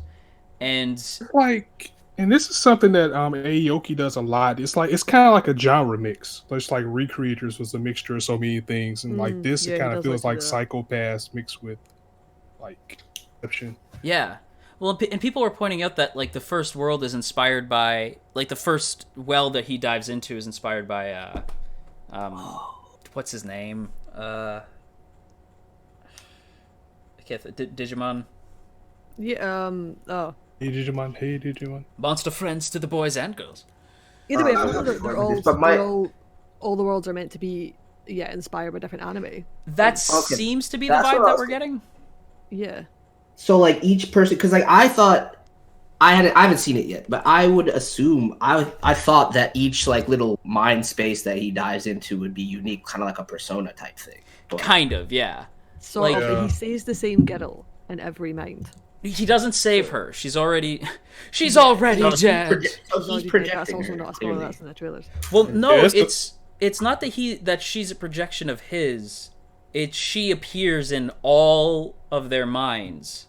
Like she's a she's like I think she's meant to be the I can't tell if she's meant to be like the super ego, where like this is what they have done, and or like she's meant to represent something about like the murderers that they're investigating. Yeah, that's when it gets weird. Yeah, and Yeah, like we I think know he's meant it's to a be bigger the part. ego. Right. Like it's yeah. I think he's meant to be like the ego. They're diving into the id. It's weird. It's really weird, but it's really good. Weird. It's Sakaido really is a fascinating character. Like he's a really really interesting character, and he's basically as broken as the characters whose Yeah, the wells people they that dive he into. Yeah. That's what I like about it. I Yeah. like that, and it was because it was such a twist to actually see that happen too. So Yeah. they, It's also, it was the payoff of watching the 40-minute episode, because like once they got to that point, you're like, oh, Yes. Wait, okay. Yes. Based on the plot summary, the girl is his daughter. Has to be. It's not his Oh, kid, not but his he daughter. sees it as his kid. Okay, that's what I meant. That's what I meant. So it's a projection that like it's whatever it is unique to each mind, right? Well, But he sees it in the same way. She is not Is he- like she doesn't look like his kid. Like she is just this person for some reason Okay. and everything. Okay. But he like projects like she looks the same in each world. We've seen his kid. His kid does not look like the girl. Well, Yeah, kind yeah, of, but right. like they're very clearly different character Well, designs. what I'm trying to get at, I guess I shouldn't be speculating. I'm trying to get at is it something that like is unique to his vision seeing it? You know what I mean? Like, No. would other people in that space see her the same way?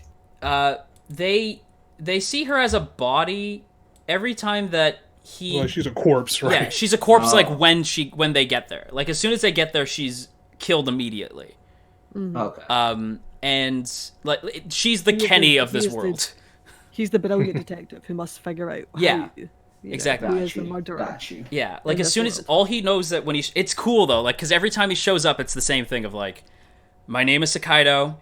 I don't know how I got here, But I must solve this case. but I must solve this case. I am Because I am the great detective Sakaido, and I must solve this case. Like every time, and he's like, and I know her. He knows her name. It's not the Yeah. name of his kid, but he knows like Okay. her name. Got you. Every time. Funimation are very high up in the production committee, so the dub is properly simula dub, just like My Hero. So you can watch the dub the same day, and the dub is actually alright. So if you're finding it difficult to watch because it's very not tech heavy, but there's a lot going on. Psychobabble.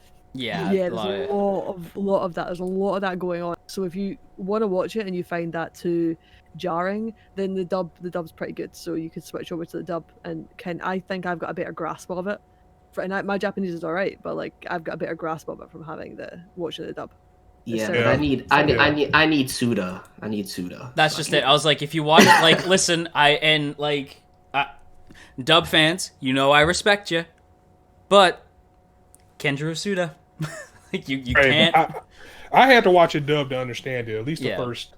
It's really that is really that complex? It's okay. that- I'm watching this. I I'm had to watching this replay tonight. it. Fuck it. Yeah, Yeah. I had to watch replay it a it. couple times. I had to watch it twice because I watched the first the premiere, which was basically the 2 episodes, and I was like, okay, I get it, but I don't. So I had to watch it again. I was like, fuck it, I'm just gonna watch it dub.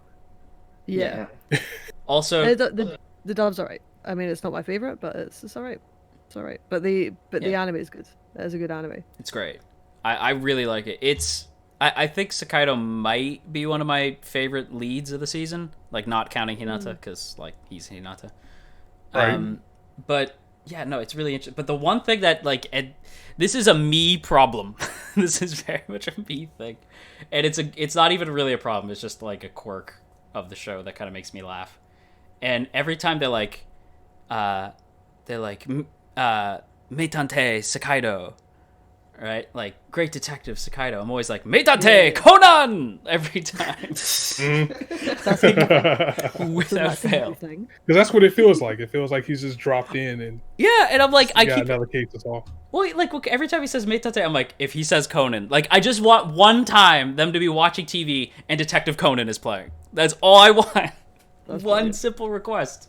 Play Detective Conan on the TV, and I will be happy. And I want that crossover. It invaded crossing over with Detective Conan. Also- Make it happen. Clearly, an interesting thing for me about this anime is that it's done by Naz. Yes. Now, to me, it sounds like Troika were too busy. Troika's got something going on because It's That's okay. kind of like Part it's Troika. kind of like how Cloverworks at A1 was when Darlie Franks was out. yeah, something's happening at Troika because this actually feels like it would be a Troika anime. Feels I like mean, it it would really be does. Troika. I mean, given Aoki's connections with them, you would Yeah, think. with Troika, you would expect it to be Troika, but like it's not. So that's interesting. Wonder what's happening at Troika. But the fact is, Naz doesn't like studios really don't matter at the end. Well, actually, what Troika are doing actually Idolish 7 by the looks of it, which is next. That Just, nobody I was going to say watches. right beside it. right beside it, right? But nobody watches Idol 7. Some people do, obviously. I was Some going to people say a really lot care of about- my audience. a lot of people care about Idolish 7. A lot of people do. But yeah, so sorry, Idolish 7 fans. I don't mean to disrespect. They're a I small love group, Idol but they're 7. hardcore. I love it. Yeah, it's like Okay. Simple Gear. Exactly. Like, they are small in number, but hardcore. But yeah, studios don't really matter. It's all to do with who the staff is, really. But like, it's interesting that it's not Troika. But it looks good. The production's really good, and I like it. It's weird though. I still don't know if I fully know what's going on. If I'm really like 100%. I know I honest, don't. But, like, I'm into it. I'm I'm into it though. I'm caught up, and I assure you, I have no fucking idea what is going on. Yeah, I want to watch this, but now I don't know, man. If No, Scott's watch it, confused it's after good. 3, that Well, buddy. like, it's Uh, it to me, it feels it's only about as confusing as like The Matrix on your first watch. You're like, what the fuck? that's not confusing. No, but you're like, what the fuck? And then when you watch The Matrix the second time, you're like, oh, okay, now I get it. Like, towards the end of the movie, you're like, oh, okay, that makes sense. So I feel like the towards Matrix the is end, very self-explanatory. Yeah, It's like, just like by it's just the first half. yeah, by the end of Invaded, we'll be like, oh, okay, that makes sense. I'm just calling it Invaded from now on, because right, because I was like, I don't know if it's is it ID? Is yeah, it... we're gonna skip Idolish 7, I think, but shout out to Idolish 7. Shout out to all your Idol 7 fans and those people at Troika, because that's what you're doing, clearly. They have to be working on like, because I just They're checked. I'm definitely like, working on something bigger. Dude. yeah, because this is like the most recent thing they've been listed as working on. I'm like, no, there's They're working on something. something. They're being working- cheeky. They're doing something. They're gonna They're come back with working on Made in something with Abyss or Makoto something. Sato, like Makoto Sato, who did Bloom Into You. So he must be doing something for them. Like fingers crossed, there's something good. The light novel adaptation. Just maybe even a second season of Bloom Into You, guys. There you go. I just need to see that finished. But Wait, how much anyway. of the manga does it adapt? It adapts a fair amount. It adapts up to the play. The play hasn't happened, but it adapts up to just before the play. So we've got enough for another season or a movie. Do a movie. My friend Jack doesn't think there's enough for a season, but I think we could have a season. A season? Just being honest. I think I a just movie listened would be back. good though. Yeah, if we ever see it, you know. That's true. As soon as we were like Full a of money, movie, girl. and I was Scott. That's perfect because I was thinking I'm like yeah, a movie would be good, and then Kimi no Se. I was like, oh yeah, that's right. Never mind. Don't do a movie. Yeah, never a movie. But also Naz seemed to work on the next one, Infinite Dendogram. Dendrogram. Anyone watching that?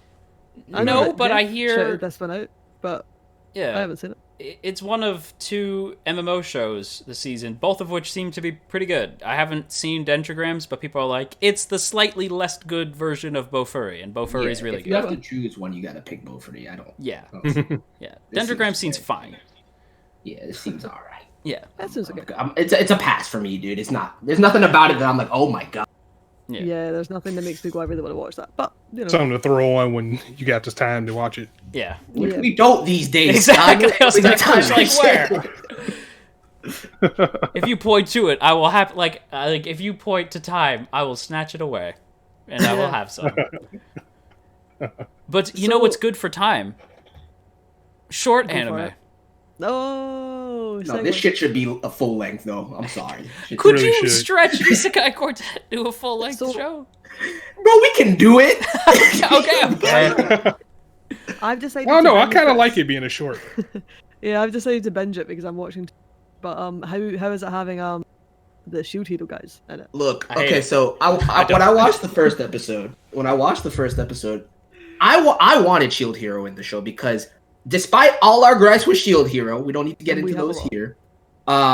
The comedy that can ensue in this kind of series with Shield Hero characters sounds good to me. You know what I'm saying? But then I remembered that now there's an opportunity for Mind and Spear Bro to show up, and now I'm not as enthused about them in the Right. show. I was Oh. hyped to see. I was hyped to see Ainz and like Narufumi to see them interact. But Sebas and I don't want to spoil for it. Never mind. Oh, that scene's great. I know exactly what you're I'm not, talking yeah, about. I'm not. Never mind. But Nope. the point is, it's good. It's good, Isla. The Yeah. addition is gonna make for some refreshing interactions. I think they're gonna go a little heavier with kind of forming, little groups between the series and stuff like that. That's Yeah. pretty good. So it's a really strong start. It's still just as funny. Yeah. I just, I was kind of shocked. Like I'm with Sun where I'm not going to spoil it, but you know the scene I'm talking about, like the Sebas thing. yeah, And I was like, so good. well, I was surprised. Like, well, I don't want to say the other character because it's the other character who interacts with one of the new characters. And I was like surprised how I was like, oh, that was like relatively sweet. And the show doesn't even skip a beat because right after it's sweet for like not sweet, but like sentimental for like a second. There's like a nice little scene, and I was like, wow, you actually made me care about that character. And then immediately afterwards, they crack a joke, and it's funny again. And it's like the only scene that they're like, we will have this nice scene, and then it's gonna be It's really so funny for the rest good. of it again. Interesting. Yeah, I needed it in my life. I love it. I really did. And the Perfect somebody, timing for when it. I was watching it, somebody, I think it was Mitro actually. Somebody brought up the fact that even though we're gonna have Spear Bro, we have the potential to have Petrarch from ReZero come through, and then we can have a race with Fido, Petrarch, and whatever creature Spear Bro wants to bring, and then Fido can kick him in the balls, and then we can. Speaking of RE0, I think that's a great slight segue. The director's cut's out. yes, It's so good. yeah, we should probably. Wait, is that on this list? It's not. It's not. it's no, not it's because not. it's like Right, right. I think they got it on a special, don't they? I think so. Yeah, Can we just talk so about that probably. here? Yeah, of course we can. I guess. But like, It's ReZero. it's like if you've never seen ReZero, then watch it now with the director's cut. The director's cut's the way to watch it because Yep. it's everything, but it's going to add more. So there's no point watching the series. Just watch the director's cut. Right. Now, Yeah. to Isla's point though, like it is gonna add more, hopefully to a really significant degree. But if you're one of those people that's seen ReZero recently and you don't want to rewatch what yeah. you've seen, then there's no need to watch the first 3 episodes of Shin Yeah. There's that's nothing totally- there's nothing substantially new in those episodes, but there will be an very arc. slight changes. Only very slight changes. Yeah. Like if you haven't watched it, like if you don't watch them side by side, you're not gonna really know. Mhm. Those 3 episodes.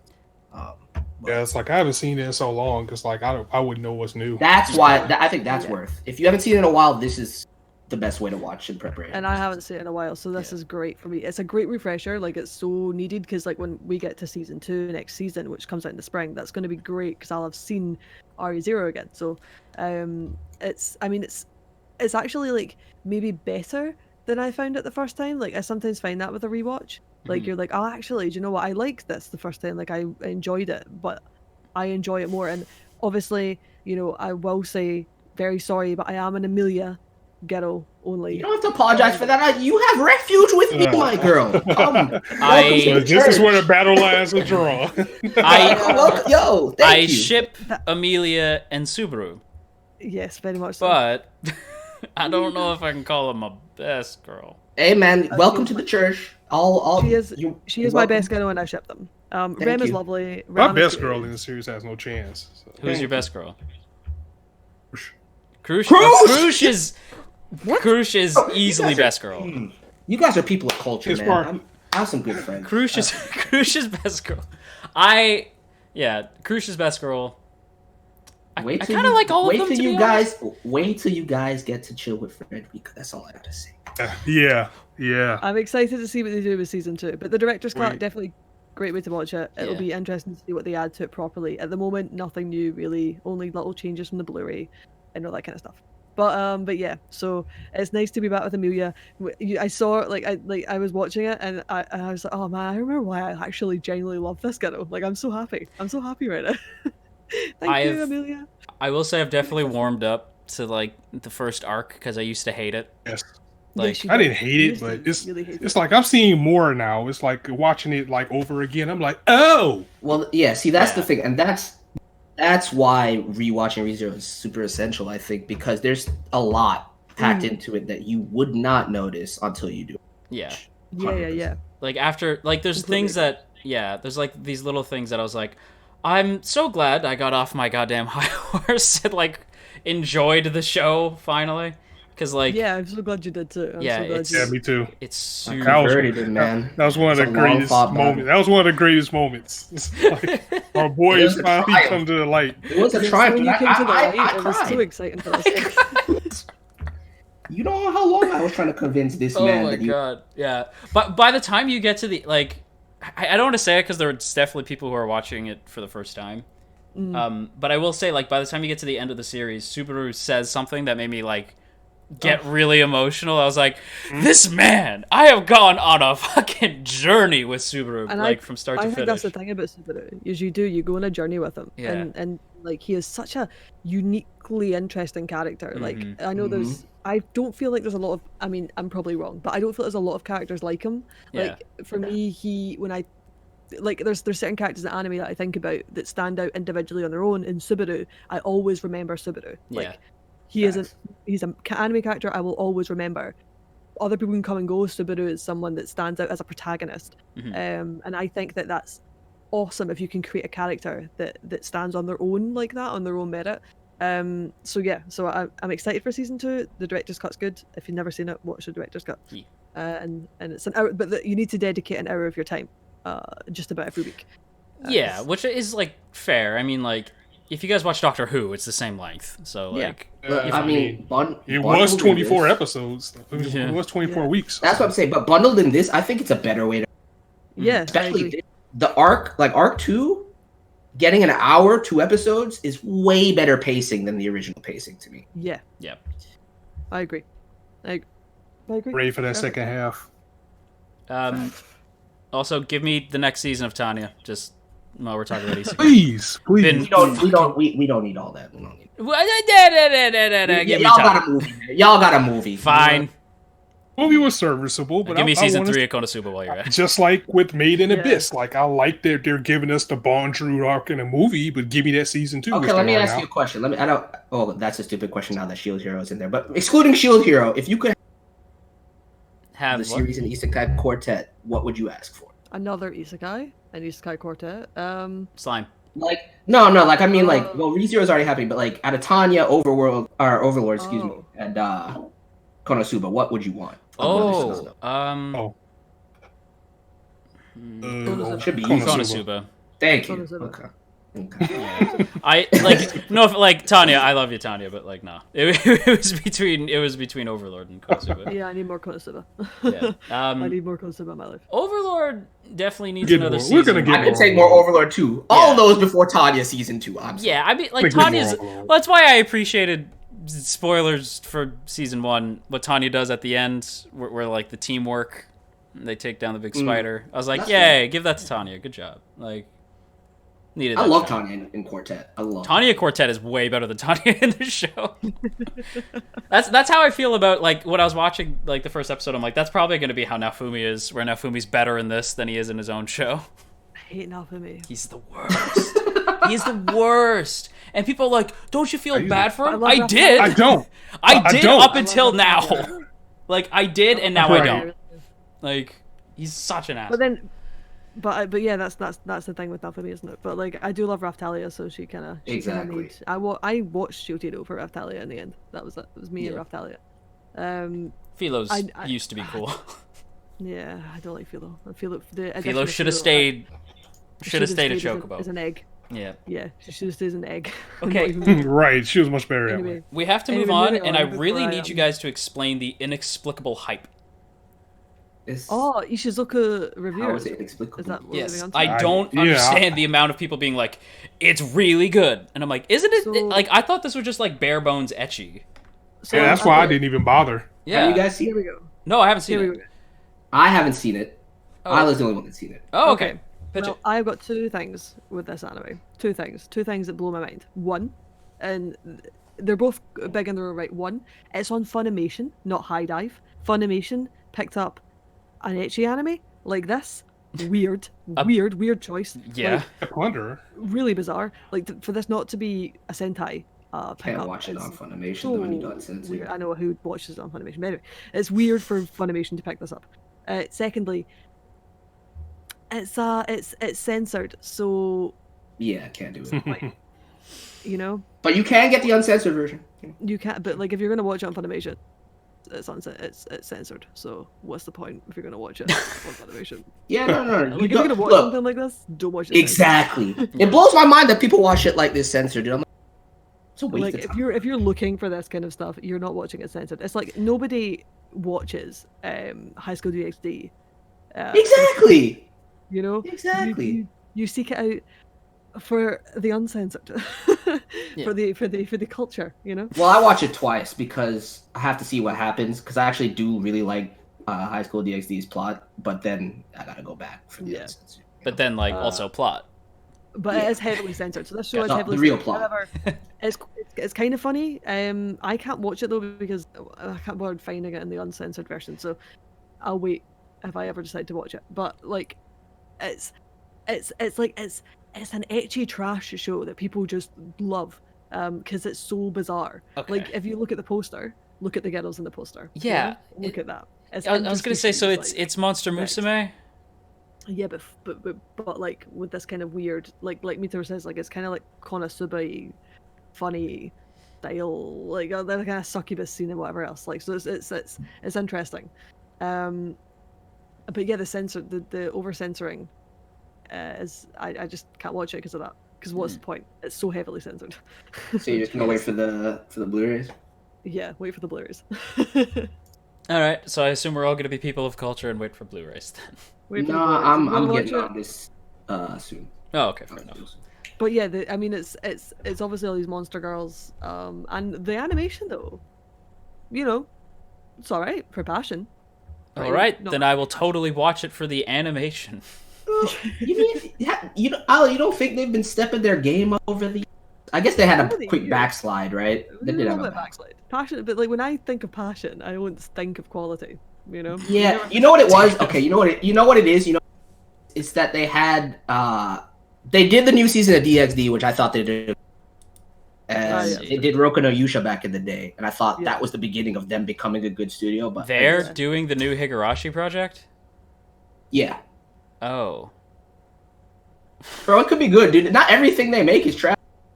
I mean, that's fair. They did make Citrus. Well, Citrus is not one of their better. One of their better at. It's like, that's not instilling a lot of hope. I don't know, man.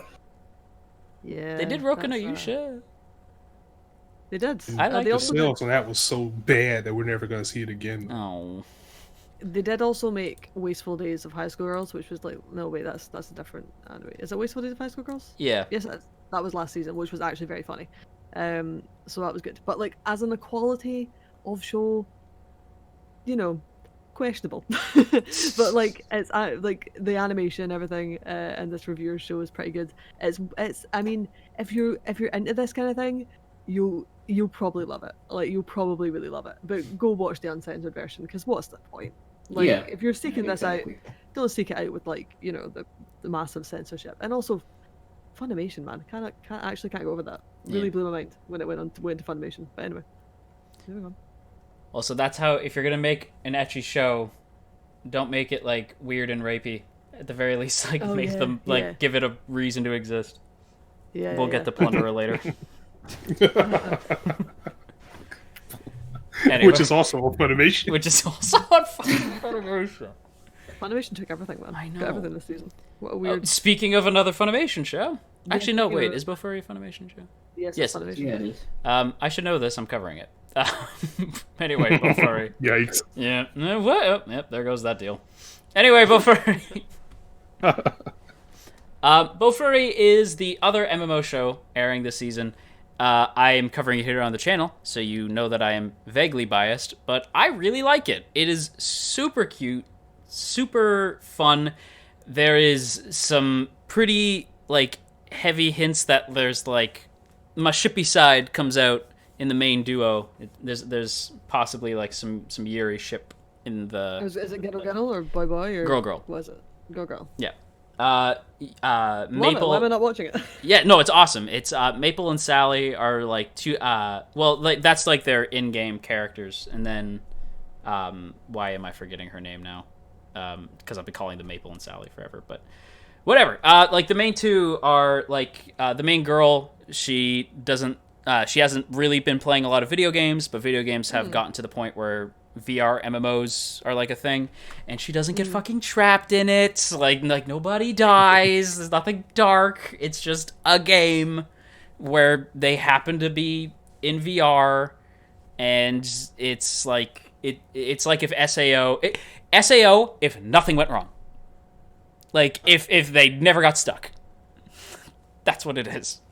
SAO if they never got stuck. I've heard mixed things. I've heard from some people like it's an enjoyable little show. I've heard from other people it's a bit boring. So I find it really. There's an action scene in the second episode that is stunningly like you don't expect it from the show, since it seems like it's cute girls doing cute things, but in VR. Like cute girls doing cute things in VR.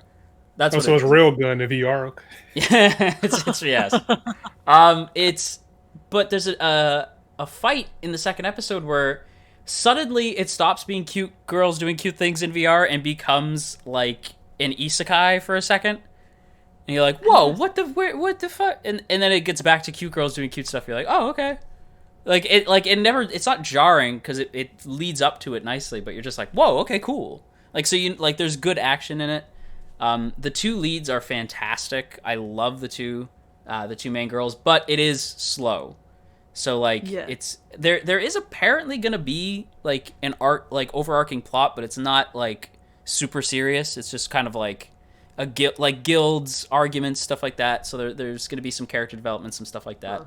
But for the most part, I'm just kind of watching it because it's like cute. Like it's cute and fun, and it's vaguely fantasy, which is like my wheelhouse. So I really recommend it. I think it's really fun. It's like a solid B tier show. It's like a good time. yeah, that's really cool. Yeah. If your Sounds schedule's like it. packed, then like skip it. But like otherwise, it's really good. Interesting. Yeah. Oh well. need to It's go. on my list to watch. I just haven't got to it yet. It's cute. Yeah, I'll definitely put it on the back burner. But like it's The back burner list. Yeah, on the back I mean, burner list. if I will and get to plus two, like Yuri ship. Yeah, so I it's know, like- you know I love that. Yeah, it's great. Wait, there's a Yuri ship? Yeah. The main two. It's Let's like move that to the. Yeah, let's push priority. that. literally like one of the Let's push first that forward. one of the first lines of dialogue they have between each other is Sally in the real world is just like, hey, I can't play right now. My mom said that I literally can't play this game until I pass my exams. So after exams, I will join you, but like make your character and then I'll meet you there. And Sally's like a pro esports girl. So like she's trying to introduce her friend to VR and she's like, no, it's fun, trust me. And her like the main girl Maple, like she's just not used to it. But she's like, I don't know about this, and then she hangs up and she's like, damn it, how could I say no to her when she gives me the how could she say no to her with how could I say no to her with those eyes? And I was like, hey, yo, what? And then like there's little scenes where she's like, I can't wait to play with Sally, blah blah blah. I can't wait, blah blah blah. Like, and when they get together, they're just cute as shit. Like, she's super slow because she's a tank build. So like in the OP, you see that Sally like gives her piggyback rides. It's low key, and this has nothing to do with Yuri ships or Beauforty, but you just made me somehow that whole dialogue maybe. I think that's what I'm gonna do instead. Fair enough. So good. Yes. Studio Lerche is back. Lurche. Lerche. I just call him Lurch, but I feel like it is pronounced I call him Lurche. Lurch as well. I've always called it Lurch. So. It's probably Lurch. I've heard it pronounced Lurche, but Lurch just sounds better. I like Lurch, dude. Yeah. For us English speakers, Lurch makes more sense, but Lerche, it would be how because you would pronounce the E in Japanese. Yeah, you need to pronounce the E. But I think we all like Lurch. This is so stunning. Oh my god. This the art is- style. I am in love with everything. I heard this is a sleeper. This is the sleeper hit. Yeah, this is up there for anime of the season, but it's kind of unfair because Isoken. But Exactly. yeah, like it's a That's little hands unfair. down. Any other season, Hanako would be top of the charts. But yeah, it's honestly carving out a pretty solid little fan base for itself though. Like a lot of people really dig Hanako. Yeah. Had a little bit of hype coming into the season too. Like the manga readers were like, "Oh my god, this is coming out!" It's like they didn't know. Yeah, It's like, wait a minute. I thought it was gonna be like an out and out comedy because it's called Toilet Bound Hanako. Like, but that is not the. This is not the way. Like No. this was something else, man. Like it's funny.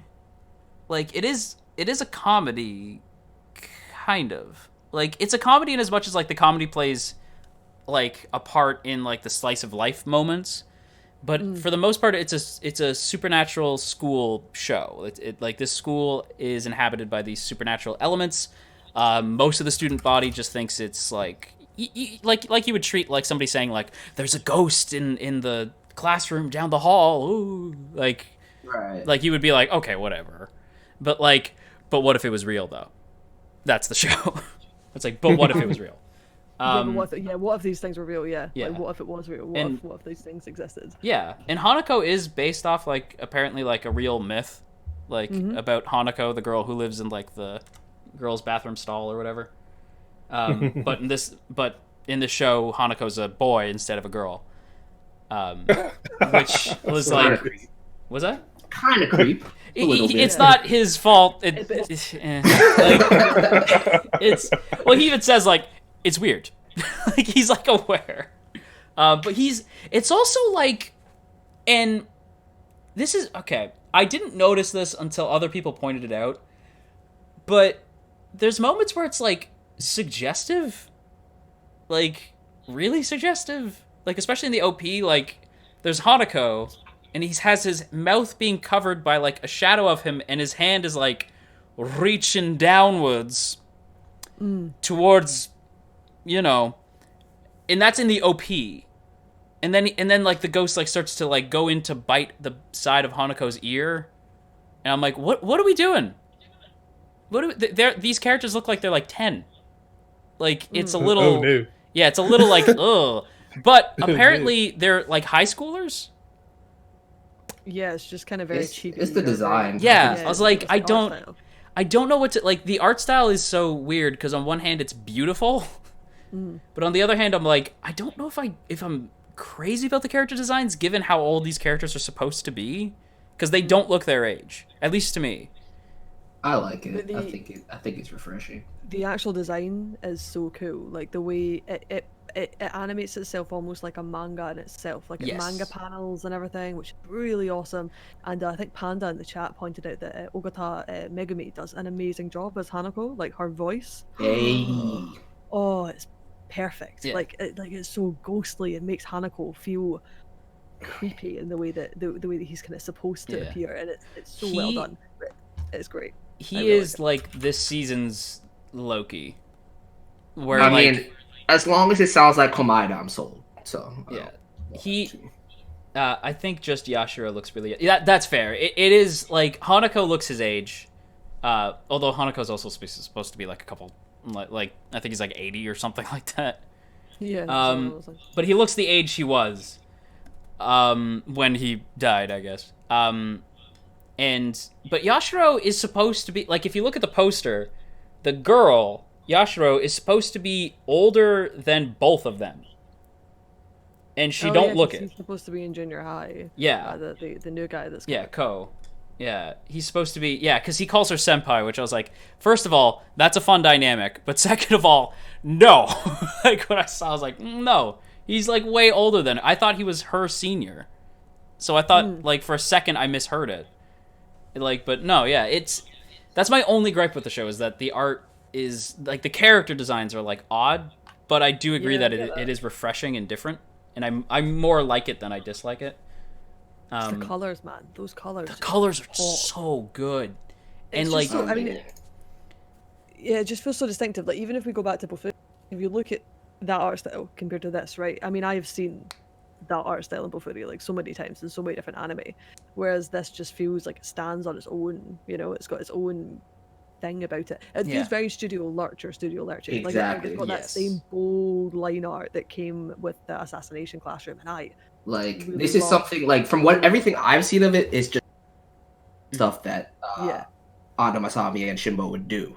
Yes, so, exactly.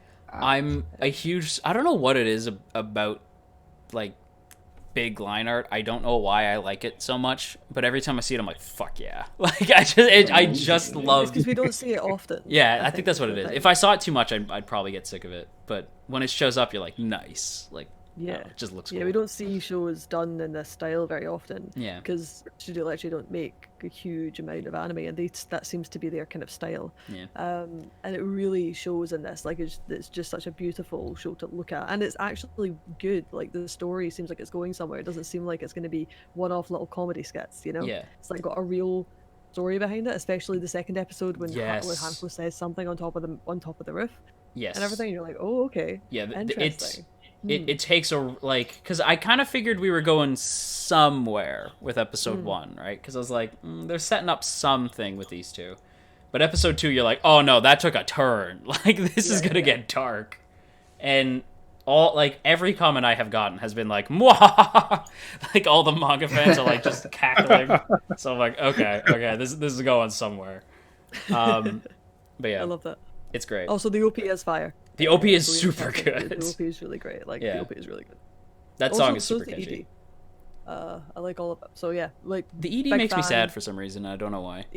I get that. You know, it's so beautiful. Like, it's so nice to see an anime that just looks a bit different. Yeah. You know? And yeah, I like it. But I think about people, like, names of things always put people off, right? Like, Toilet Bound Hannibal. Yeah, exactly. Like, who wants to watch that? That sounds like that's going to be really dumb. Yeah. Give it a chance. At least give it the first episode, and you'll see. Exactly. Right. Like Durarara. Like, I'm not watching that. No. See, I thought that name sounded fun. It sounded amazing. And then I saw the show. Yeah. And I thought it was okay. I like. Wow. Don't tell someone. Don't tell someone. You know what? We're not. This is not what. Sorry. Let's move on because I really want to talk about this other show. Yay, Koisud Asteroid. Yay! This is like my biggest regret was not talking about the first episode. That score? I don't like that score. What's that score? 6.9? Why is it that score? It's going up. It's going up. Okay, good. I feel like a lot of people probably just dismissed it out of hand because they're like, "Oh, cute girls, blah." But it's like it started at like a 7 something, and it went down to like 6. So it's going up. Good, because this is a good show. Damn it! That's a good show. Like, and it's very gay. It is super gay. If we're going to talk about Yuri, like, I feel like there's a lot of times you can watch anime and a lot of people see, like, people as, like, there's an anime we'll talk about later that I saw comments like, oh, I thought they were just friends. They're not friends. Like, this anime here, you can't look at this and not think it's gay. It's very gay. What are you talking about? They're totally just friends. Of course. He's just teaching him how to skate. They're just friends. Just pals.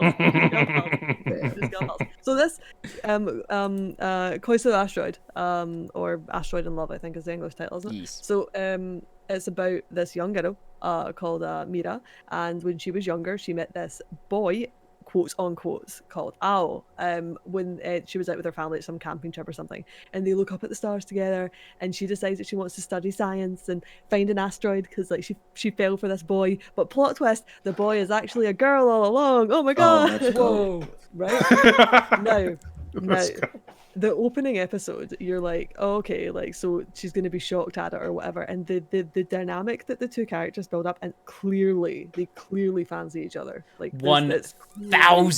It's not even like a tiny slither that makes me think that they don't.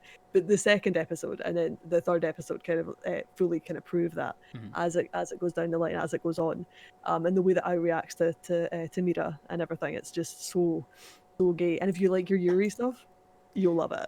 It's also done by Dogger Kobo, which we haven't been able to watch much of that for a while because they've gone kind of down the creepy route. Yeah. Kind of looks like they're back in the place of the good. Dogger Kobo hasn't really been that great since New Game back in 2016. So this kind of feels like they didn't do New Game coming season back. 2 also. What was that? What did we get? They didn't do the second season of New Game. Yeah, no, yeah. When was that? 2017, 2016. I think so. They did They're- Tadakun. They're coming Like back they on the upswing. Tadakun was alright. Tadakun was quite good, actually. I'll give you that. Tadakun was good. I really Dumbbell. I really like Tadakun. They're coming back. Like Dumbbell to me was Dumbbell. the sign that it's like, okay, sorry, we got over that weird phase we were. Yeah, we got over our weird creepiness. Yeah. But I mean, like the staff in the studio. So Mhm. like we've kind of come back. Like the first episode kind of made me feel like, oh, okay, like I think we might be back. Yeah. Like I think this could be good. And it's nicely done. There's some lovely animation in it. But if you don't like your cute girls doing cute things thing, you'll hate this. But if you like that, you'll love it. Okay, I see some people saying it's like Love Stage. I assure you, it is not like Love Stage. No. It is. It's not I don't Love know where that could be. Like, just the fact that like the characters thought they were one gender and then they're another gender. Like, that's where the Love Stage begins and ends. Like, chat, I promise you, it is not Love Stage. Oh no, not at all, not at all. Yeah. Not even remotely. Like, Love Stage is trashy fun. This is like actually good. Mhm. And yeah, what I loved, and I don't know if this is just like a me thing, but no, I think I did see people complimenting this when spoilers, I guess, kind of. It's in the first episode, but when they find out that Ao is a girl, the reaction isn't like, oh, now I have to re-sort out my feel. Like, she's just like, okay. Yeah. Like, there's no moment of like, oh, but I thought I was only into you because I thought you were a boy. No, Like- but that's unrealistic, dog. No, like, she just straight up is like, There okay, should cool. be a moment of like, wait, what? You know? Oh, she That's has more that him. moment. Like, she's like, I thought okay, you were okay. like a dude. And she's like, I- no. I was about to be like, this just changed from being cute to like, this girl is a socio. She's like, oh, it's a girl? Okay, cool, let's go. Well, I mean, that's kind of like what happens is like There she has has to be- that moment of like, There's a I lot- thought you were a dude, Exactly. and she's like, no, I was There's a little always a moment. girl. There's a little moment, but then it's later on. It's how their relationship kind of develops in Yeah. that first episode that you're like, okay, like they clearly have the same interests and the Right. same. There is See, I can get behind there is a So cute, moment. So cute. There's a moment, and I'll just say balcony. Oh my god. Exactly. Yeah, that moment will decide whether or not you like the show. Oh, it's so It is adorable. the cutest fucking thing on the planet. Like, I was literally actually like, thought my heart I was will melting. defend these two until I am dust. Like, I was so like, this is my ship right here. This is ship of the season, arguably. Actually, I would agree. I Yeah. love this ship. It is- Ship this ship. It is so friggin' cute. And the dynamic of the club is fun too, because it's not quite what you Yes. think either. Like, you think like, oh, okay, the astronomy club. No. Like, It's no the astronomy and geology club kind Yes. of mixed together, isn't it? The both of them together. I like the Um, geology so- club. They're fun. Yeah. It's got like a light plot, right? So like it's your typical cute girls doing cute things. It's got a very light plot. But there's stuff there and it's cute and it's fun. Also, Mira's best friend is such like a Yuri shipper. What do you call someone if they're really into Yuri? So you got Danshi, what's the other one? Oh, Fudoshi Badanshi is the same thing? Like what's Fudoshi the one where you're Badanshi. really Fujo is it. Well, I mean, I don't know if there is a term for it the other way It's around. not. I mean, it supposedly does. It does apply. I think It's just more.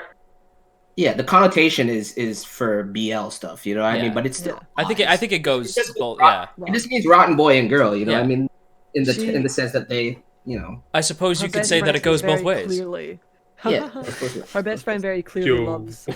loves a ghetto ship because she is. Oh, all she into is like She into even says- it. She even says, and and it's not a spoiler because this is in the opening episode. She even says in the opening episode, you know, like Mira, I don't want you to be with anyone, but if it's a girl, that's okay. Like, Yeah, if it's like- a girl, that's fine. Well, she even says like, "You're really freaking me out." Like, when she says it, like, because like her friend is very like you could tell that she's like very possessive, but she's like, "No, this girl is good for you." Yeah, and it's cute. Yeah. It's very cute, and I really like it. Like, if you like your stuff like this, you'll absolutely fall in love with this show. Yeah. It's got a nice ED and a nice OP as well, nicely animated and put together. Yep. And it's cute. It's just cute. It's got my favorite ship. I just think it's adorable. I really enjoy my time.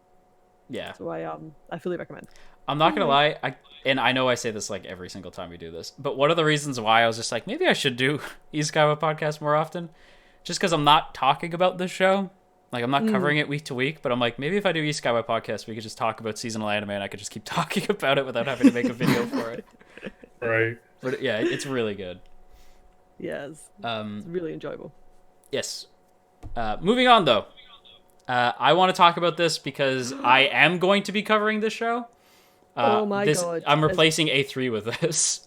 It's not a bad move. Yeah, sorry, A3 fans, but Inspector is so goddamn good, and It has no right to be. it has no right to be this good. no right to be. No Yes. right to be. I don't know what it's And doing. the fact that how Crunchyroll's been pushing this since like July, I wasn't really that high on it. But when Yeah. I watched it, I was like, okay, I think I'm gonna dig this a lot. Oh, is that why I know the name? Because like I feel Yeah. like I thought Inspector was a sequel to something because I've heard of Inspector for like ages, and I was like, why do I know that name? Oh, because Dropped a Well- trailer for it in like April or something. Ah, I think it's a spin-off Easy like of this 90s show called Inspector Gadget, and this is the prequel.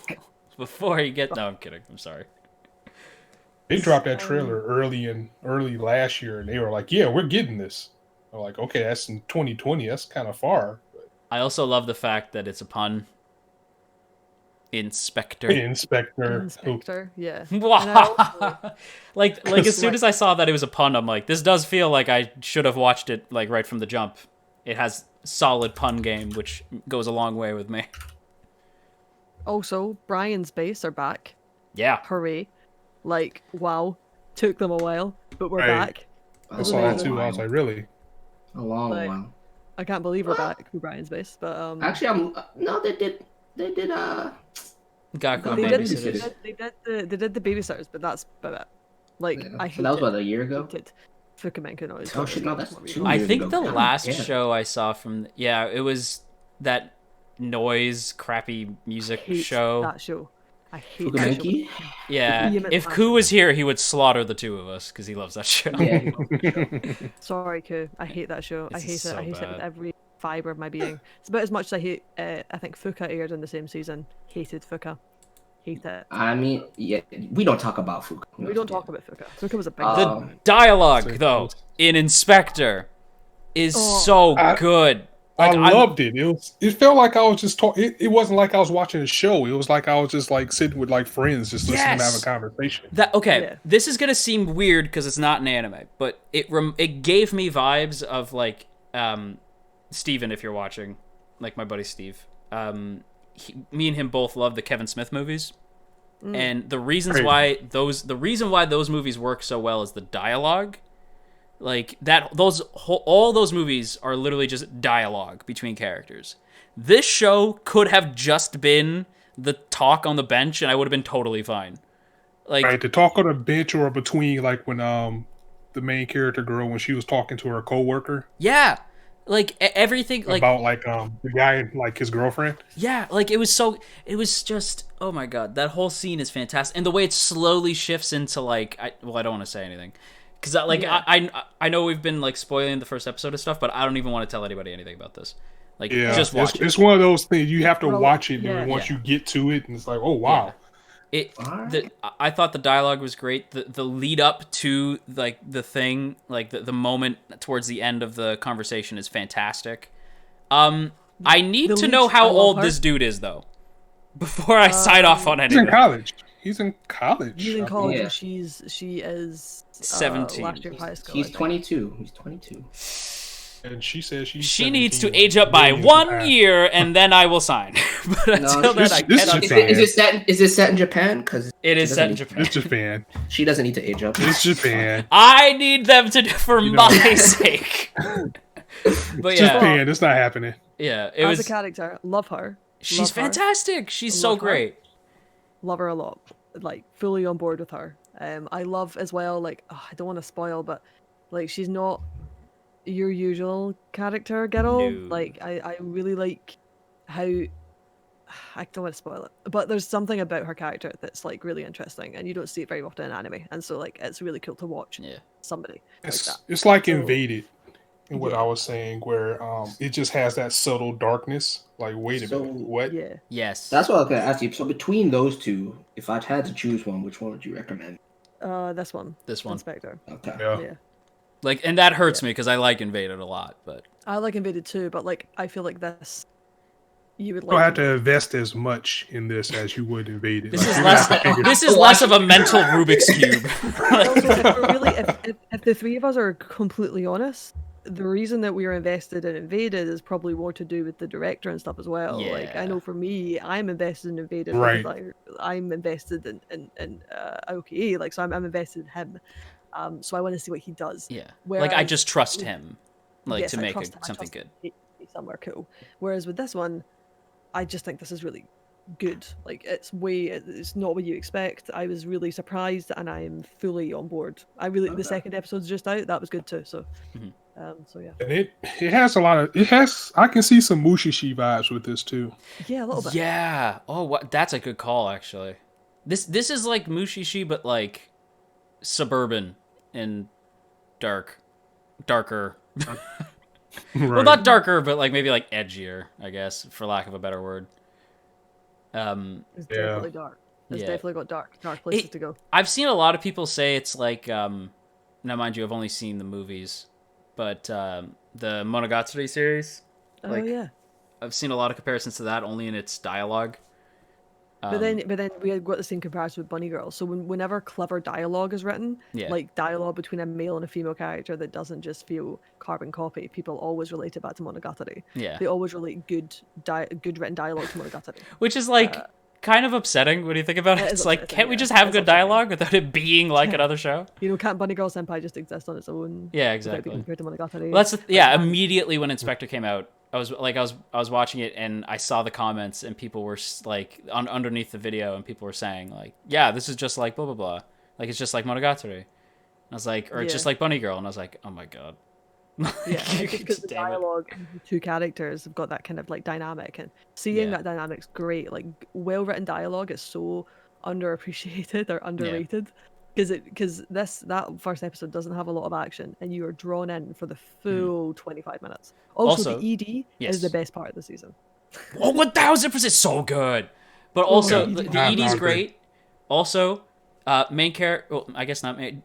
One of the main characters wears a beret, so like Yes. bonus points, I guess. Yeah. She's adorable. love her. Like that character design Love is fantastic.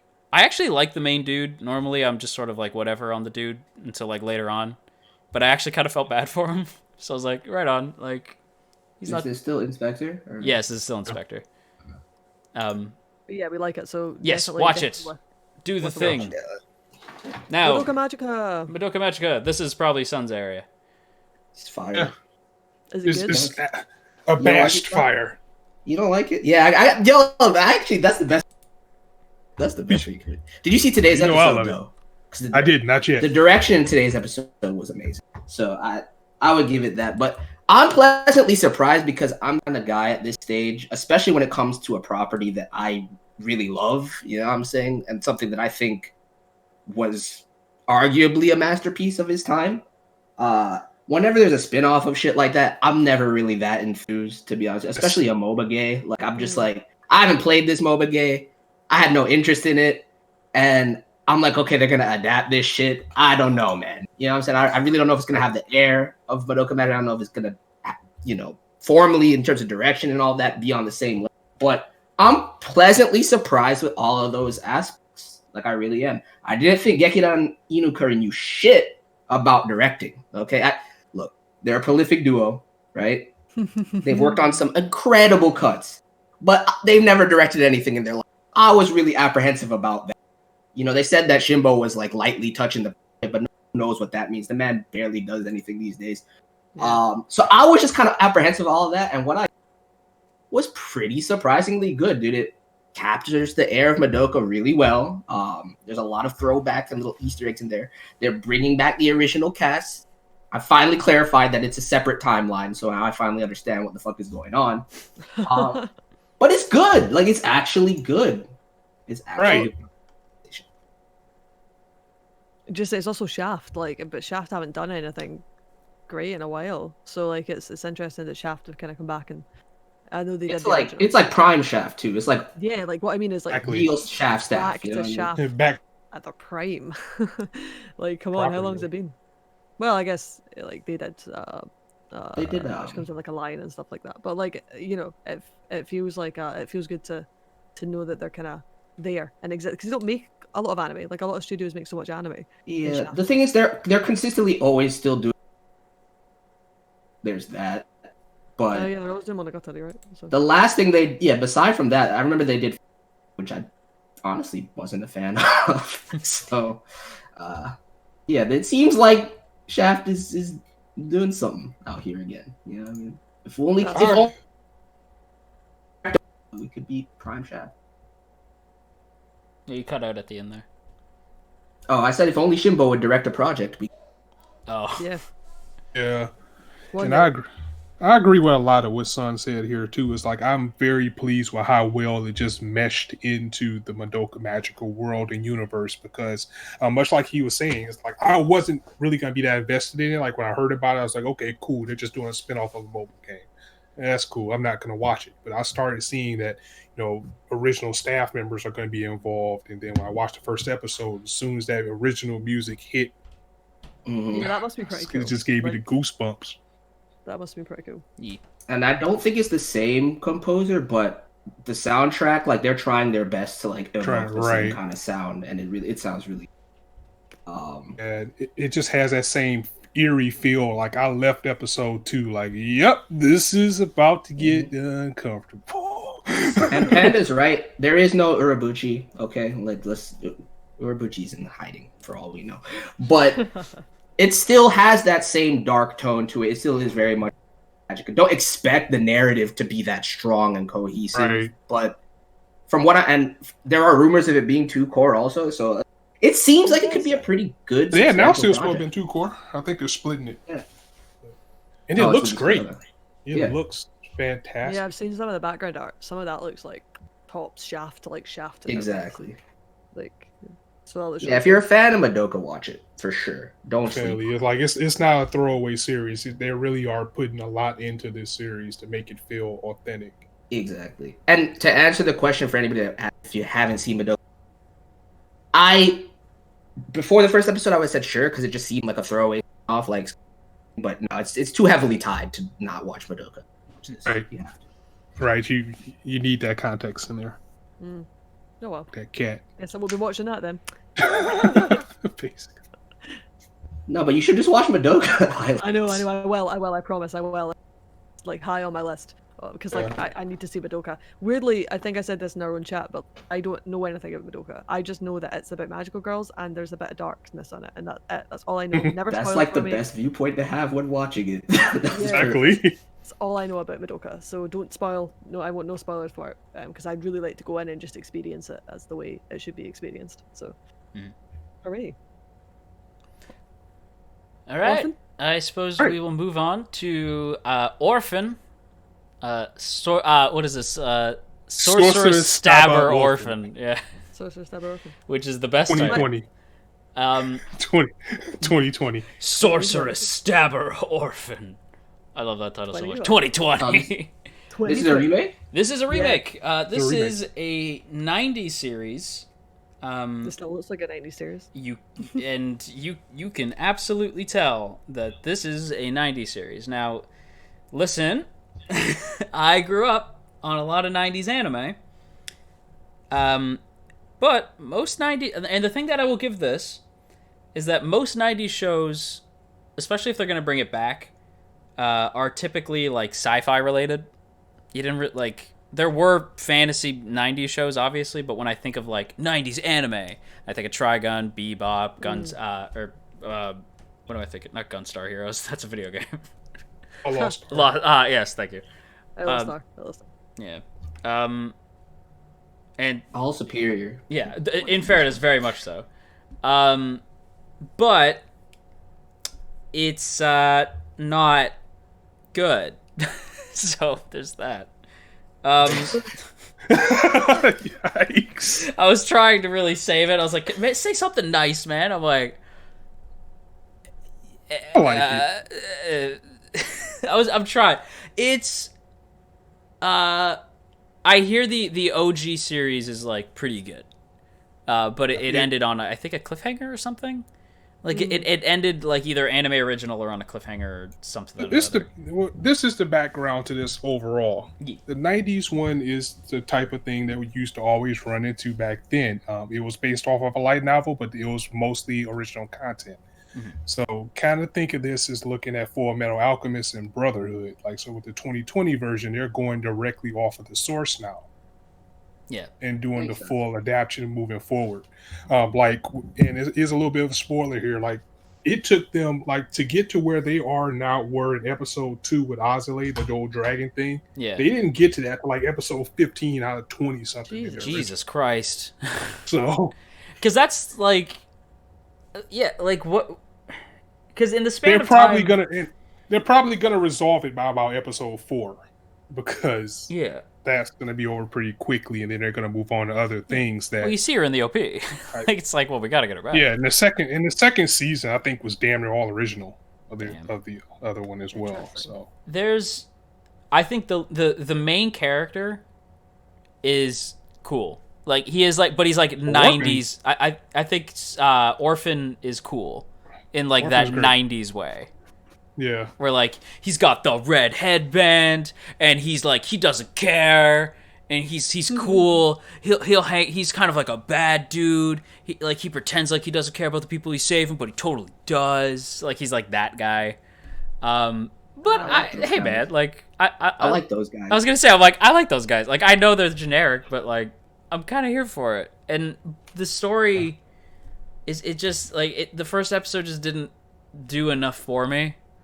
I was like, I want to like you, make me like you, but it's not quite there.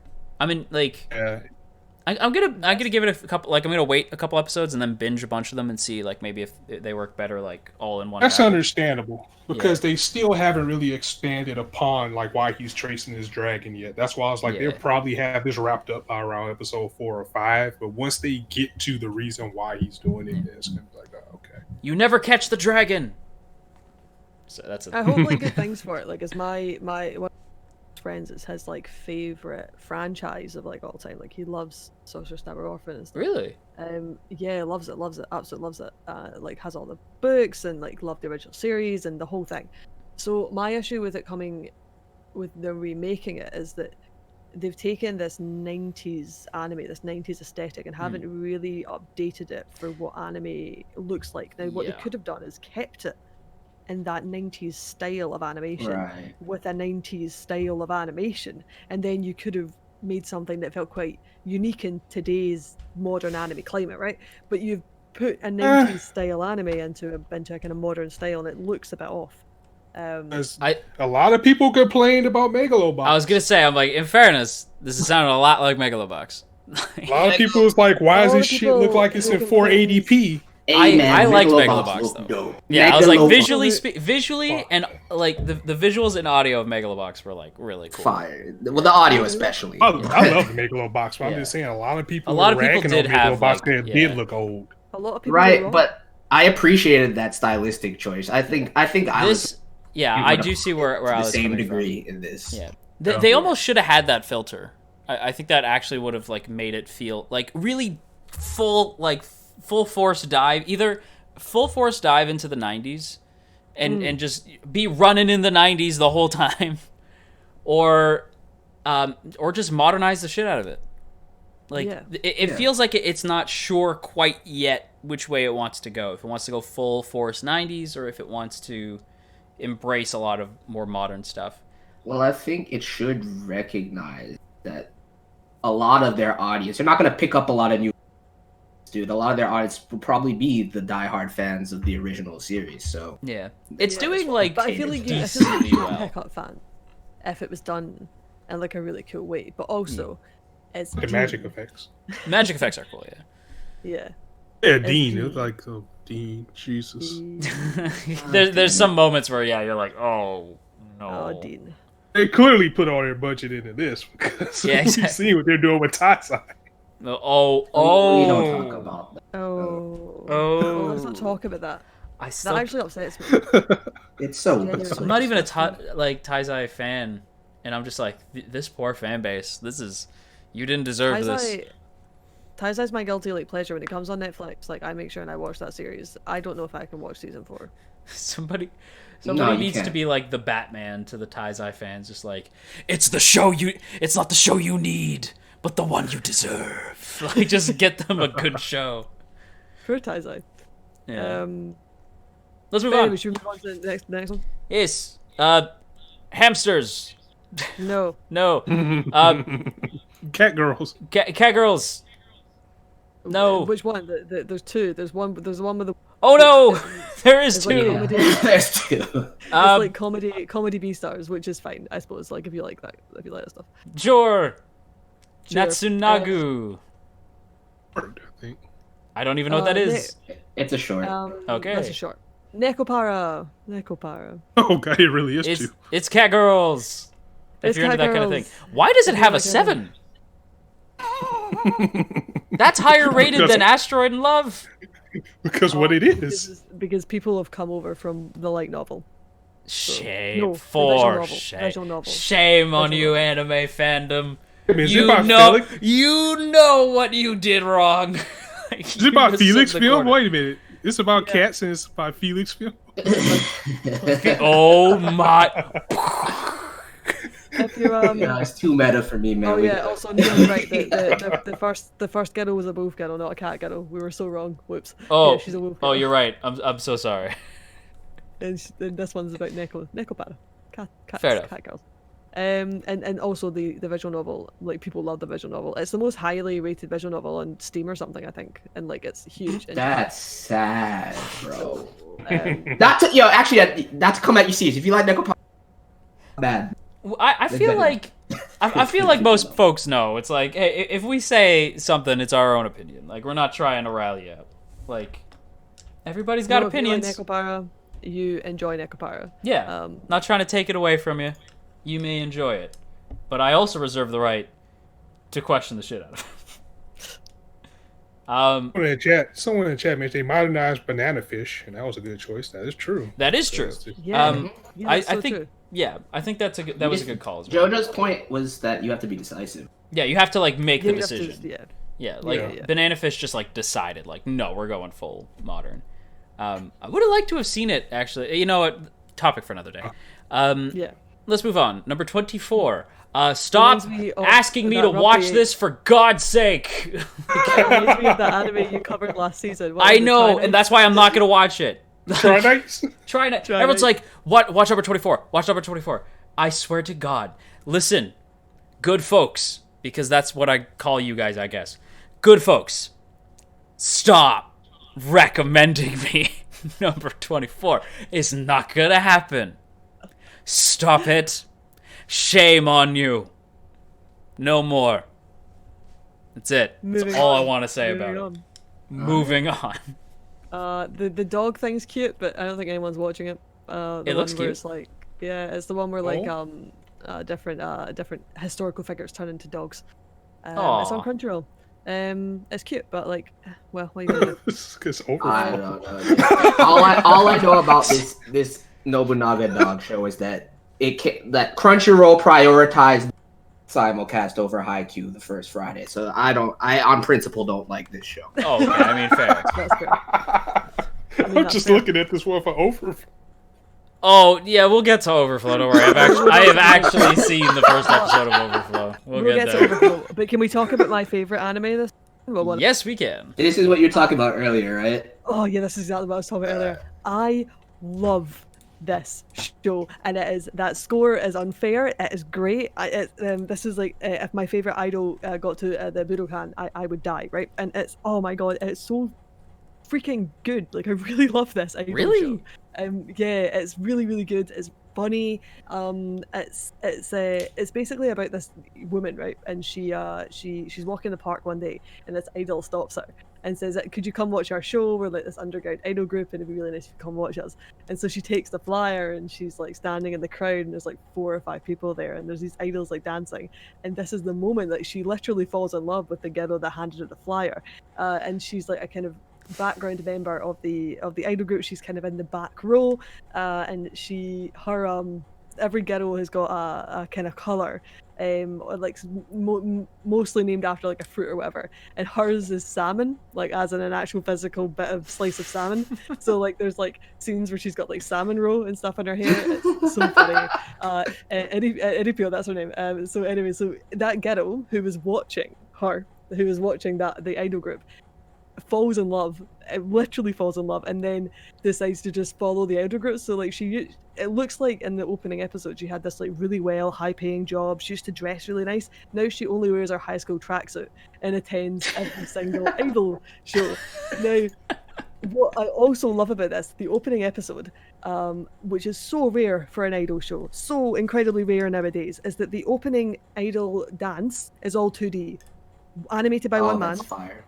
And it was fire. Like, it's all 2D animation, which we just don't see with idol shows or anything of that 3D. Even a lot of the scenes in Zombie Land Saga and stuff were 3D and stuff, right? So like this one isn't, which was really, really cool.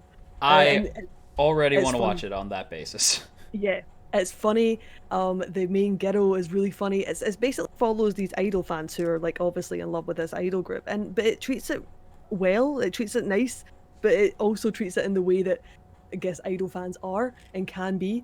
And it's also gay. It's very gay. Like, so the main ghetto, Aripio, she's in love with this salmon roe ghetto, right? So she's in love with that ghetto, you can tell. But the ghetto, I won't spoil that bit, but like so there's stuff going on there, but there's also like during that idol dance moment, every ghetto introduces themselves, and there's a character called Maki. She's wearing yellow. She's like she describes herself. She's sexy Maki, right? So she's actually clearly a very good-looking character. Anyway, she's gay. So that there's a gay moment with that too, but like properly. So like you're like, oh okay, oh that's interesting that they've decided to go down that route. But it's funny and it's fun, and I really like it. And I wish more people. It's on Funimation. Check it out. I hope that you do and that you enjoy it. It's definitely worth watching. Also, I was planning to watch it because I got a recommendation for. Once I looked into it, like, see, I love idol series when they're good. When it's not, like sometimes there's just those idol series that are good quality idol series, and when it's a more mature comedic based idol series like this seems to be, I feel like that shit's for me. Plus the director is dope.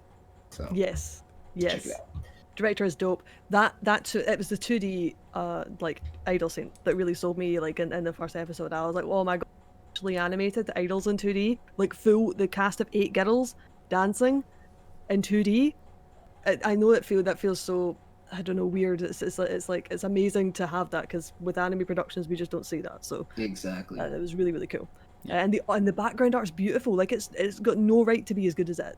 Well, technically it does with who's like running it, but like for the title of the show and what it's based on, it's got no right to be done as well as it's been done. So check out, it's on Funimation on Thursdays, or whenever you want to watch it, wherever you decide to watch. But that's when it comes out. Yeah. So enjoy. I'm definitely gonna have to check it out now.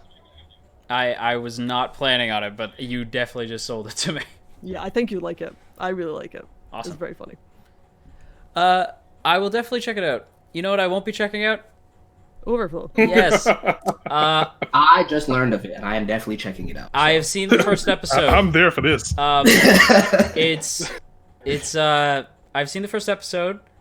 I don't know why it's here, because last I checked, they don't usually put hentai on here because it's just a fucking hentai. Is it just hentai? Yeah. I don't know why it's here. I mean, it sounds like it's just a hentai. It's just straight up a hentai. Look at the thumbnail. That's just it, like, because I was just like, okay, it's an ecchi? Like, that seems weird. And I watched the first episode, and I was like, okay, so I guess, like, it's an ecchi. And then he just starts, like, straight up banging his quote-unquote sister. Why did I just gasp? What?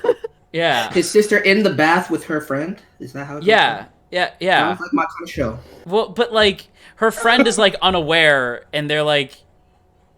Oh, yeah. that's creep. Never mind. Yeah. No, that's creep. Yeah, now that I'm looking at it. I don't like it anymore. Yeah, Now no, that and she even says, like, oh, no. she's even like, I don't know if this is, like, okay. And he's like, no, it's cool. And I'm like, ew. Of course he's gonna say it's fine. Yeah, and I was like, man, this okay, is... Nah, man. This is I not thought this right. was like a consensual three-way. No, it's not. And as soon as I got finished watching it, like, this is a true fact. I finished watching it, I felt gross. I was like, oh, man. Like, that was not good.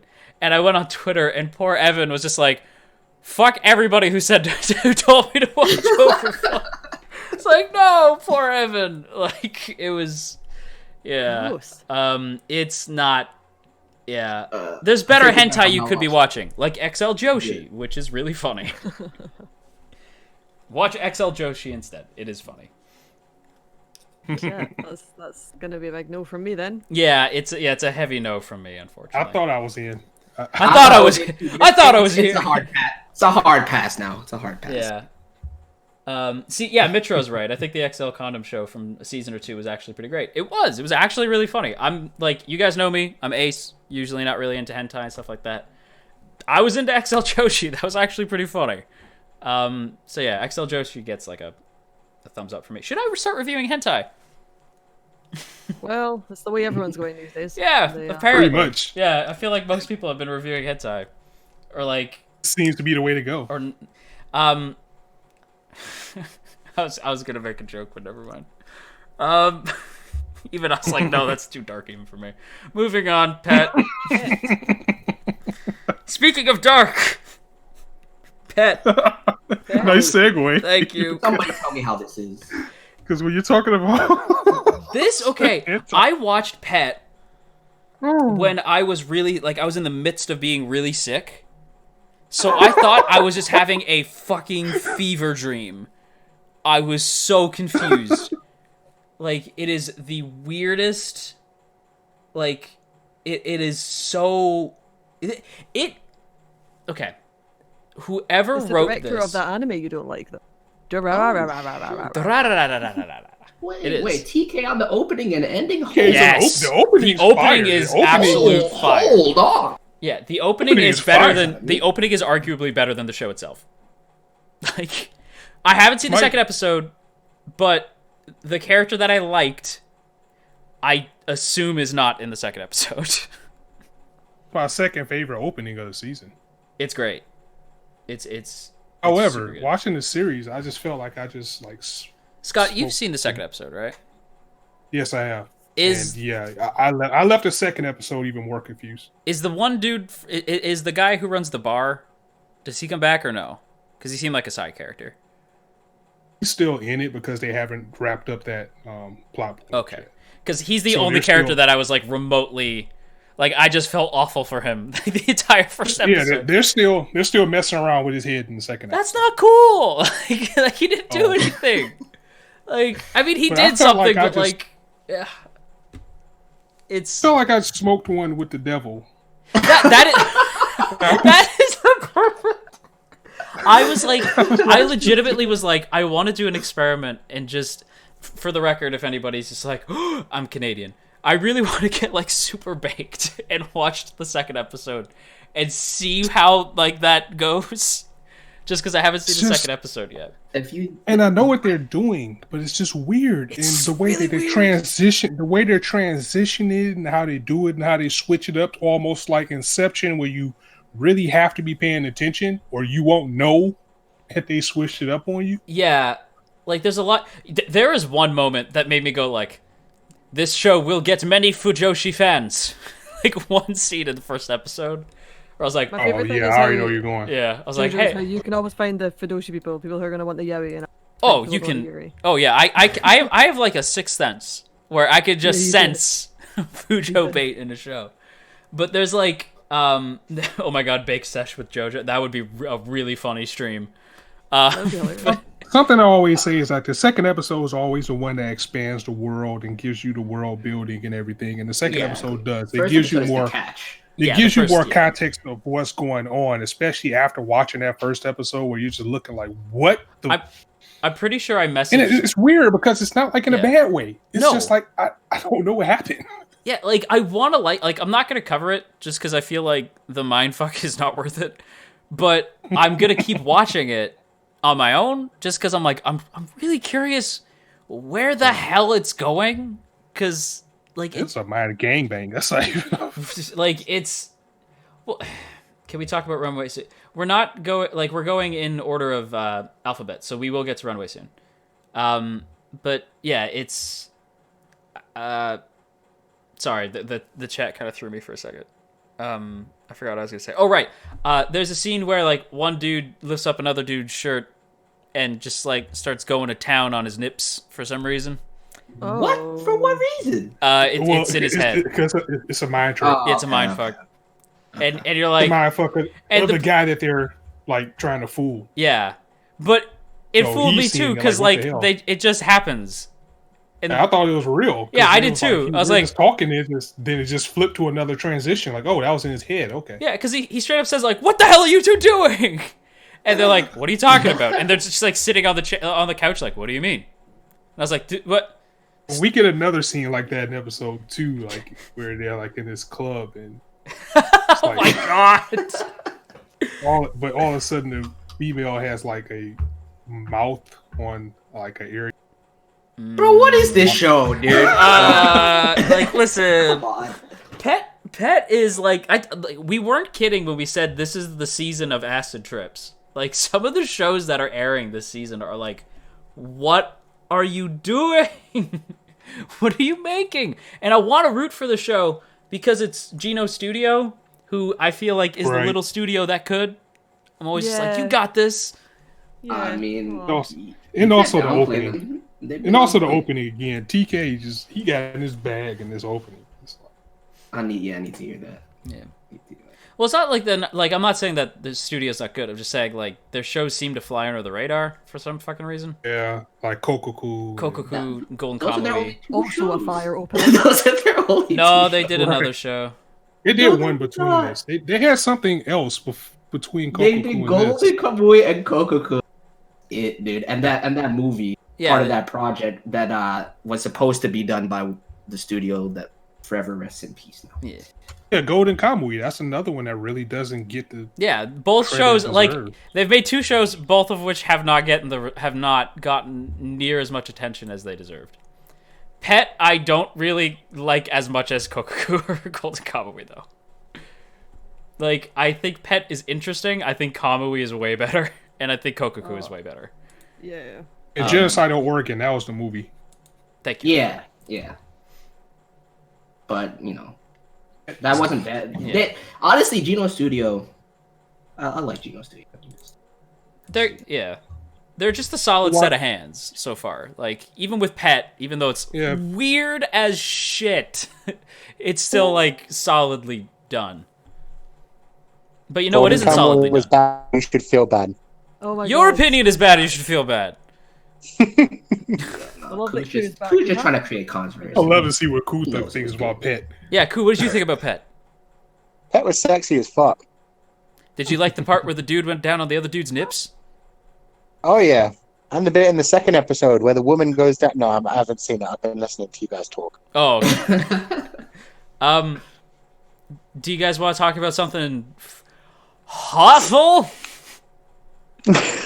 I didn't Always. see the first episode of Plunder of the thing you're going to talk about. Ooh, okay. Plunderer. It's bad, but not in the way that I wanted it to be. like I think Plunderer, like a lot of people have told me like it actually gets good. I'm like, I don't want it to get good. Like I want it to be really like I would rather it stay trashy, but it's not quite the trashy that I like. It's a little bit too rapey for me. What the fuck? Yeah. The main character basically just sexually assaults not Rem on the poster there. What do you mean, dude? Like he There has to be some context. there is no context. Scott, you've seen the first episode, back me up. There is no context. Unfortunately, there's no context. Yeah. So is that what he does? Like that's his thing? Yes. That's his MO. That's Yeah. what he does. He's just a big creepy dick. That's why it's called Plunderer? Should have been called Plunder Her. Oh. No, it's Now you mention it. You know what the weirdest thing is? What's There's that? another rape show coming out.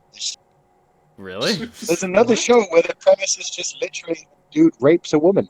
Okay, in Ooh, fairness, that's- that is not the like, Plunderer fans are gonna be really upset with me. That's That what I'm is trying to not- say. Like, there's gotta be some more shit going Yeah, on. no, there's more than that going on. Like, there It's is. not. Um, It's not. I mean, like, there is, but like, there also isn't. Like, it's okay. This is why I'm disappointed with Plunderer, because admittedly the premise is kind of neat. Like, the idea is that like people in this world are born with a number, right? So there's like a number somewhere on your body, and that number corresponds to like a task that you must do. So like, say for example, I had like number of times I have fallen on my face while skating, right? Okay. And that number would go up every time I fell on my face to go skating. And then what? Actually, no. Every time I did it, no. That actually doesn't work out. Goes down. It's Yeah. the inverse. Yeah. So when it goes to 0, will you die? You die. Cool. Well, What you don't the just fuck? you don't just die. You get like it's okay. Like the main girl, right? Not Rem on the poster. And I'm never gonna not refer to her as not Rem because that's just straight up fucking Rem from ReZero. But she has like a number on her, like her inner thigh, because of course it's on her fucking inner thigh, so that characters have to like pull her legs open. That's why. Yeah. Okay. They're literally like ripping her legs open at points. It's like Jesus Christ show. Don't you just need to see the number once, or every time it counts down, they got to update? Oh no! It's just people like all the different characters. She'll explain like, yeah, my number is on like my thigh, and all the characters are like, cool, and take that as invitation to just fucking tear her legs open to look at her number. And I'm like, yes, that's what they're looking at, her number.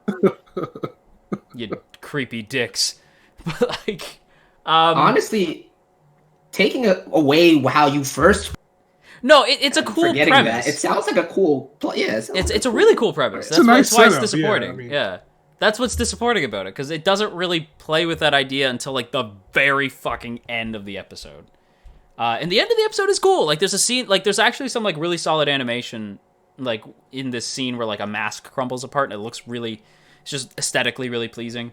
And the numbers for the dudes are usually on, like, their arm or under their eye.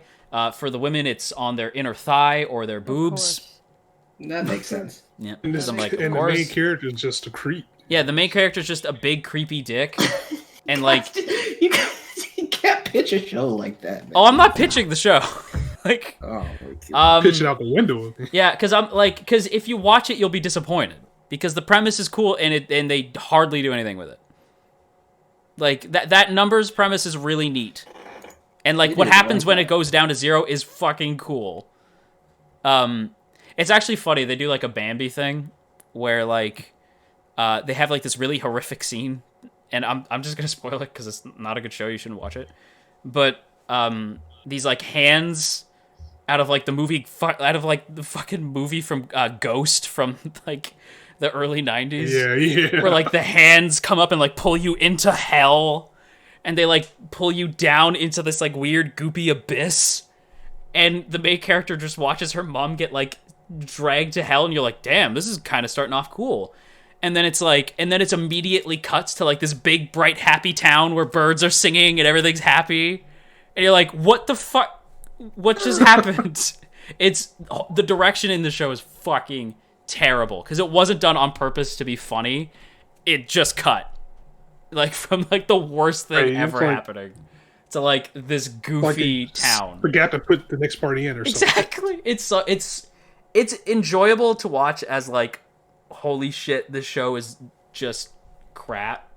But then after that, like I really I don't know. I hear it does get good. Like people have said like the character stops being a creepy dick. So it's like, all right. So, okay. Yeah, if the character ever does stop being a big creepy douche and they actually focus on the numbers thing, like, yeah, I'd probably give it a second watching, I guess.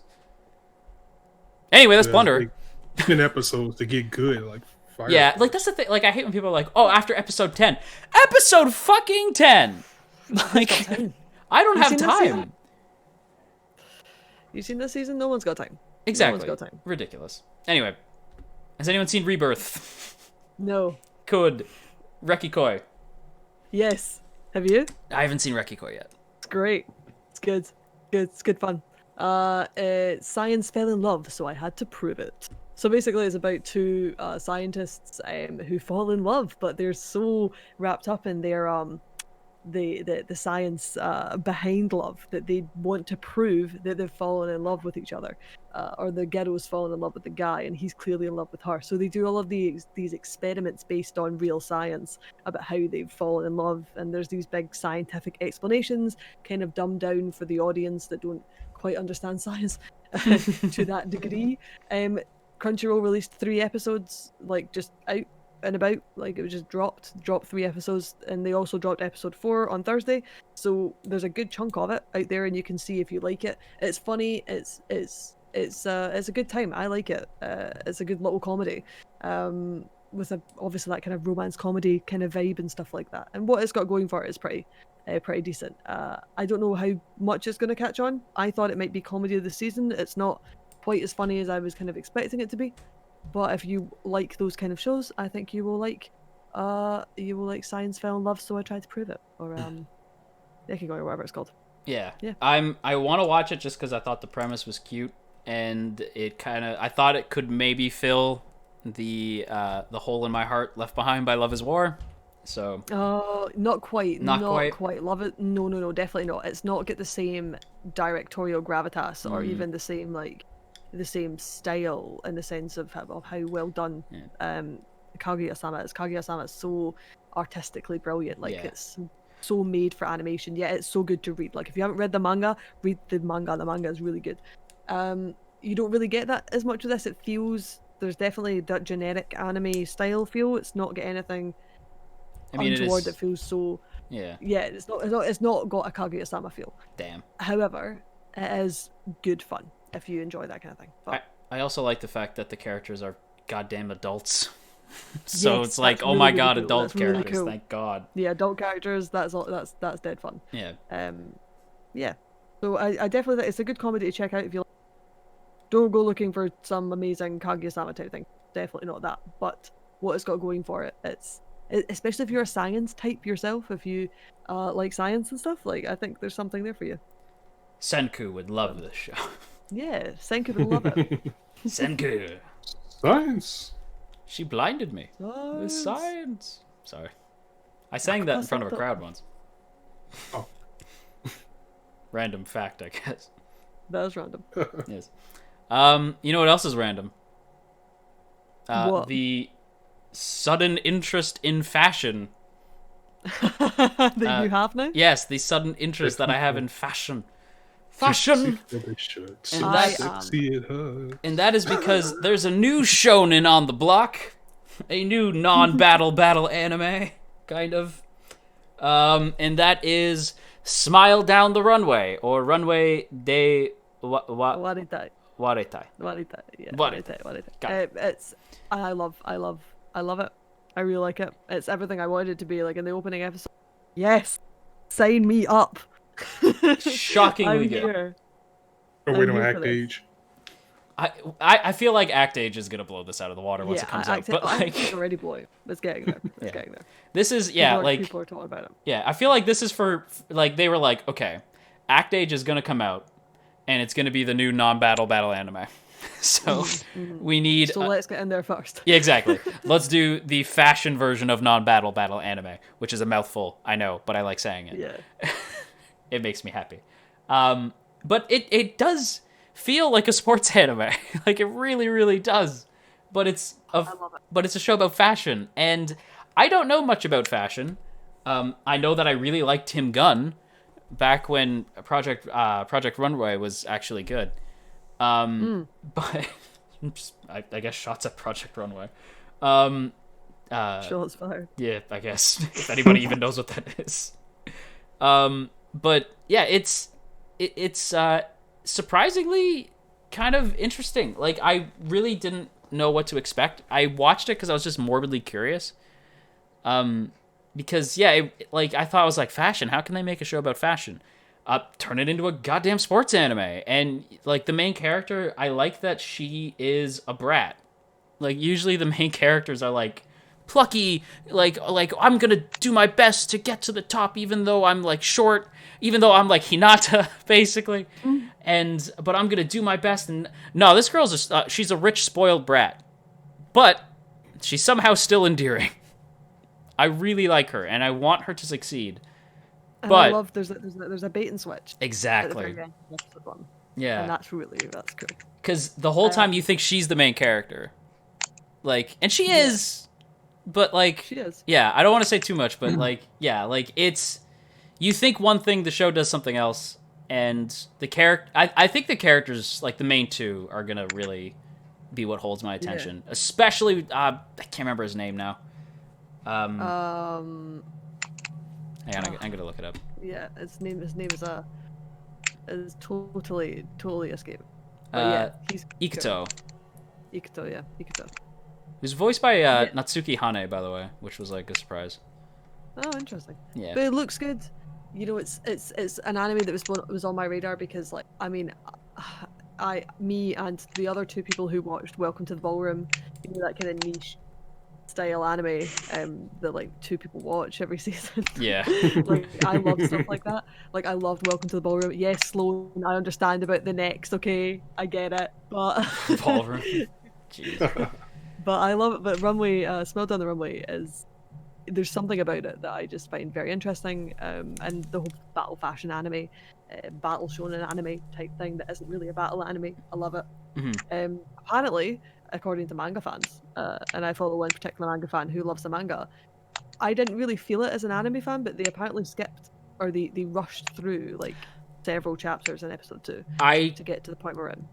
I did kind of feel that, sort of, like, I did feel like it, because the ending is, I think just because the ending is such a bait and switch that I didn't mind, but it did feel like, okay, I guess all our problems are different now than they were at the beginning of the episode.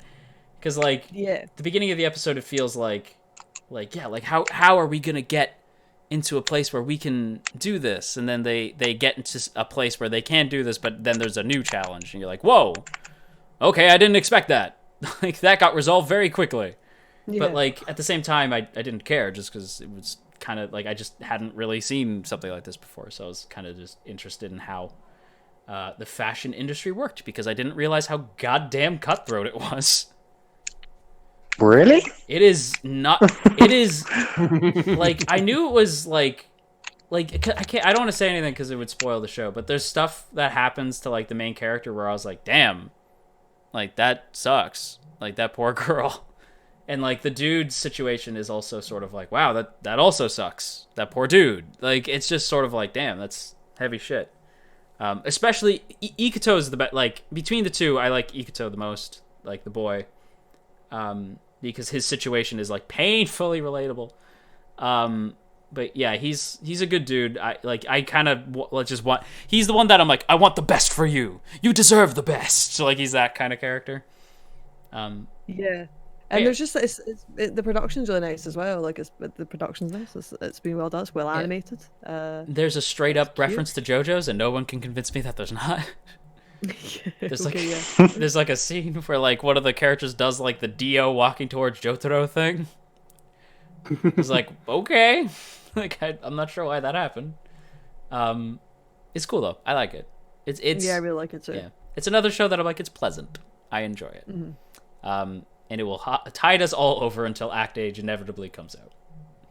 Act Age is gonna get that adaptation. Oh yeah, like I've seen people are like, when, and I'm like, soon, man, be patient. It's getting announced probably Q2 this year. I feel like it'll be this year.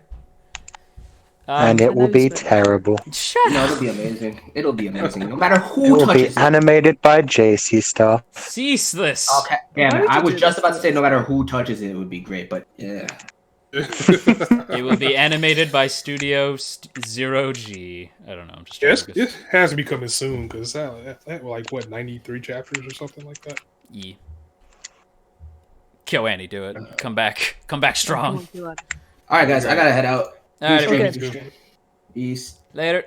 Later, bro. That's Right, good timing guys. actually, because Guys. there's basically only one show. Yeah, there's only one show left, and I guess we all know what that one is. Did you guys already talk about Giant Insect Island? Oh God! I'm that not hentai? talking about Giant Insect Island. No, Why not? Is There's that nothing to hentai? say. Oh, It's kind of hentai. I mean, it's kind of It's hentai. not hentai. so Is that bad. hentai? It's not Okay. not hentai. That's what I'll say. We're gonna end I'm this surprised. Hentai. I'm on surprised it's on Somali. Crunchyroll. No, see, Let's Somali. end it on something Talking wholesome. about Somali. Wholesome show. Nice and wholesome. Somali's beautiful. It's beautiful. I love it. It is so much prettier than I had anticipated it would be. And And it's What I wanted when they said they were remaking Kino's Journey. it kind of like it do be like that though. You know what? Yeah, I get that. Yeah, It do be like that. it do be like that though. It do be like that, man. Like I feel you 100%. This feels like if you took Kino and threw Mushishi at it. That's what it feels like. Yes. Yeah, exactly. Yeah. And best And it's so beautiful. It's a beautiful series. best dad, best daughteru, I think. Yeah. Oh yeah, hands down. And Yeah. especially just coming in this early in the season, it has an ancient mangas type of vibe to it, and Oh, it's hard not to compare it. It's hard not to compare it, but Yeah. Like it fits this time of year too. it really does. It's super pretty. It's laid back.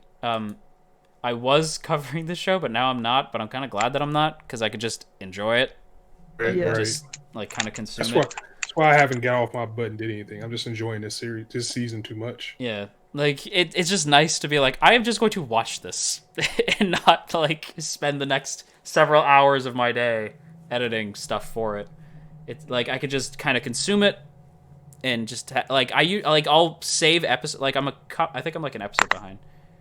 Yeah, because I didn't see. Did episode 3 come out already? No, episode 2 isn't even out yet. Episode Two. 2 is out. Episode 2 is Oh, out. Two's it's- out. okay. It came out Thursday. Okay, then that's Yeah, what it came out was. Thursday. Loads of anime comes out on Thursday, but it's very, very cute. It's Yeah. very wholesome. Somali is just the most adorable little girl. She's like daughter material. You Oh, know, like 100%. you just want to protect her. Yes, Umi and Chat just said it kind of reminds them of Made in Abyss, and it's got that Made in Abyss vibe, a little bit of this art styley sense of and whatever. But it's definitely more. Fluffy. I think there's. I think there's going to be dark. I think if you've seen the trailer, if you've seen the PV, Yeah. I think there's a bit of darkness in it. Yeah, it's definitely coming. There's something there. However, as it stands, it's just a sweet, lovely show to watch. Yeah. But then Made in Abyss felt like a sweet, lovely show to watch. And then that also took a turn. And then Right, took and a that's what punches with this series so much. Like because again, if anybody hasn't seen it, I don't really want to spoil, but you start getting into like where is going and why this golem feels the way he does. It's kind of like, when this gets work, I'm gonna be hurt. Yeah.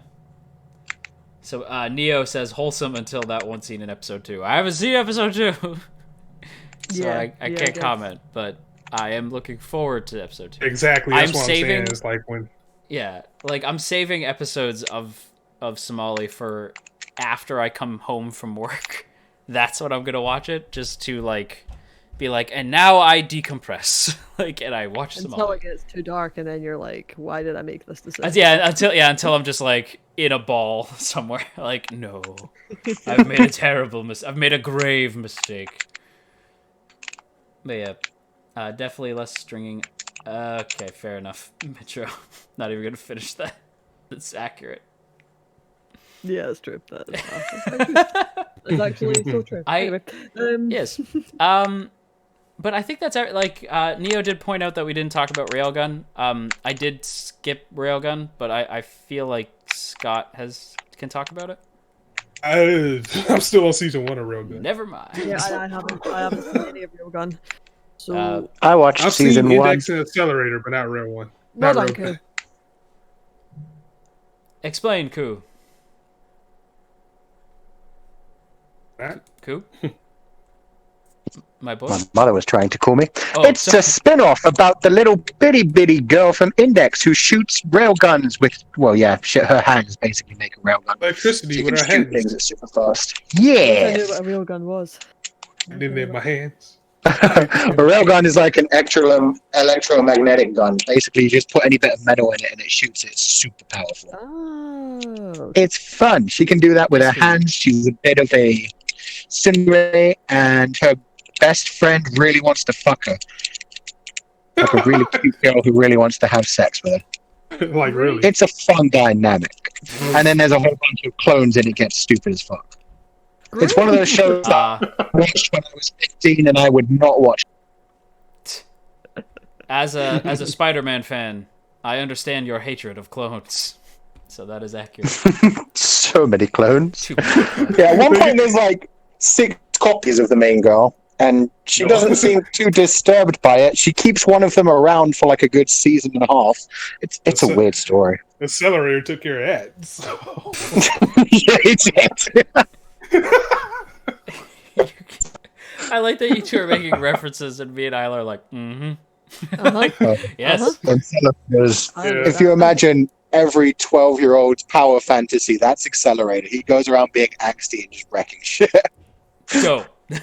I like it. He gets really, really good as a character, like as it progresses on, though.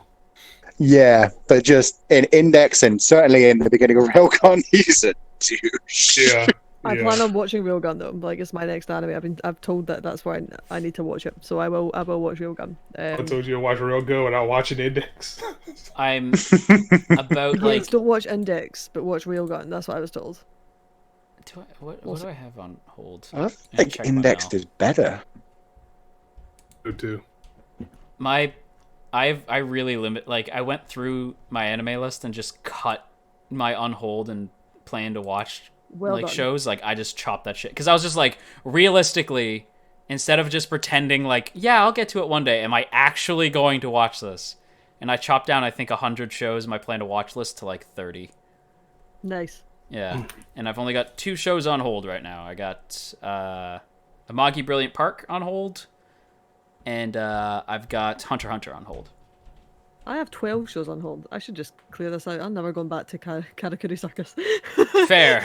Yeah, me either. Me either. In fact, but then I feel bad because I keep track of how many episodes. I watched 17 episodes of that. I feel like I wasted 17 episodes worth of my time, so that's why it's still sitting there. Like maybe I'll come back to it. I should just take it off. I'm never. But going at the back. same time, if you watch any more, you'll just waste more of your time. That's so true. Wow, I'm gonna take this off my list now. You're like only halfway there because it's like 38. So. Goodbye, Karakuri Circus. I need to get back to. I was watching Amagi before the season started, and I was like, "This is really funny," and I'm Amagi is really disappointed. funny. Like I'm disappointed that I never, because for some reason I was just like, nah. Like everyone's just like, you like Amagi, Kyoani? you should finish. What? Amagi is good. Yeah. Amagi, you should finish. That's a good one. Yeah. It's especially the second half. I didn't Am I realize ever that it gonna was. come back to Persona 5 the animation? Was that? Oh, no. I'm never gonna come back to Persona 5 the animation. I respect that. Play the I game. I don't need respect to. that, yeah. I mean, you're going to play Persona 5 Scramble, right? So fuck the animation. You're good. Exactly. Oh, you mean the straight up goddamn sequel to P5? Right. I didn't expect that. That is in a completely different gameplay style. Well, that's the problem. The gameplay is going to be shy. To be fair, but I'm also like totally alone on this, and I think I've mentioned this to you before, Coop. But like, I don't like the gameplay in P5. Whoa. Yeah, I'm like the only person on Get the out. planet I who know does this is not your enjoy channel, the gameplay. but get out. I know. Well, like I don't know. Just for some reason, I was like, you know what? I think I'm just not into turn-based RPGs anymore. Like, I just realized that I wasn't not my into thing. turn-based for a long time, but I feel like Persona 5 did it well. Like, they kept everything Yeah. fast and smooth. You didn't have to go back to grind, and it was just so visually. No, I just wasn't feeling it. Visually, it's cool, but I was like, nah. I'm just not here for it. I love the characters, I love the story, but I was just like, nah. I just not. Honestly, from what I hear, like, because there's parts of the story too for P5 that I'm like, can we stop flashing back to the goddamn interrogation room for fuck's sake? Like, I was getting so annoyed with that, and there's some of the characters I just really don't like. And oh my god, I'm so shocked. I love Persona 5. I really like. I feel like I'm the only person on the planet who's like, P5 is good. Like, P5 is incredible. Good. It is good. Ryuji is best boy, but P5 is It's good. It's no 3. I mean, well, that's the thing. Like, a lot of people have like play 3. Like, people have told me I'll either really like 3 or 4. like if I can get 3 story with 5 gameplay, that would be like perfect. I'm gonna go back and play 1. That's what I'm gonna do. That's it, 100%. Persona 3 is the best game story-wise. Persona 4 is just a nice, wholesome. Yeah. Persona 5 just looks incredible. See, I want wholesome. Like, that's what I want. I want wholesome. Then you want to play You'll love Persona 4. 4. You'll fall in love You'll with the love girls, 4. yeah. You'll love 4. Yeah, I want, like, because I was just like, what is P4? And from what I gather, P4 is just straight up is just part 4, like, from JoJo's. They're like, it's Morio. P4 is, oh, you didn't like all that city talk? Let's send you out to the countryside and we'll give you a little murder mystery, but you're surrounded by family and friends the entire time. Oh my god! So it's P4 is basically JoJo Part 4. Yeah, like that's what I hear. Yeah, it's just JoJo's Part 4, like the whole Morio town, but in Persona, which is also basically just JoJo's, because those are basically just stands, and you cannot convince And me when the otherwise. Persona 3 remaster comes out, everybody's gonna kill themselves. Probably, because all I ever hear about P3 is how depressing it is. Well, when you think about it, P4, I forget what they do. They rip off their glasses to transform. P5, they rip off their mask to transform. Which looks brutal. Persona 3, they shoot themselves in the Shoot them in the fucking head. That's kind of dark. Yeah. It's a good thing. Great. On It'll that make you note, cry. that was our anime podcast, everybody. Yeah. We still haven't talked about Island of Giant Insects. We're not talking about We're it. doing that. Anyway, thank you all so much for joining us. Next time on Isekai Podcast, we're going to talk about Persona for a long time. I liked the anime podcast where they talked about video games the whole time. I like the episode where they talk about video games for a long time. Oh, that's very funny. Okay, anyway, bye everybody. Everybody's Bye, links guys. are in the description. Check them out, and we will see you next time. Bye-bye. Bye.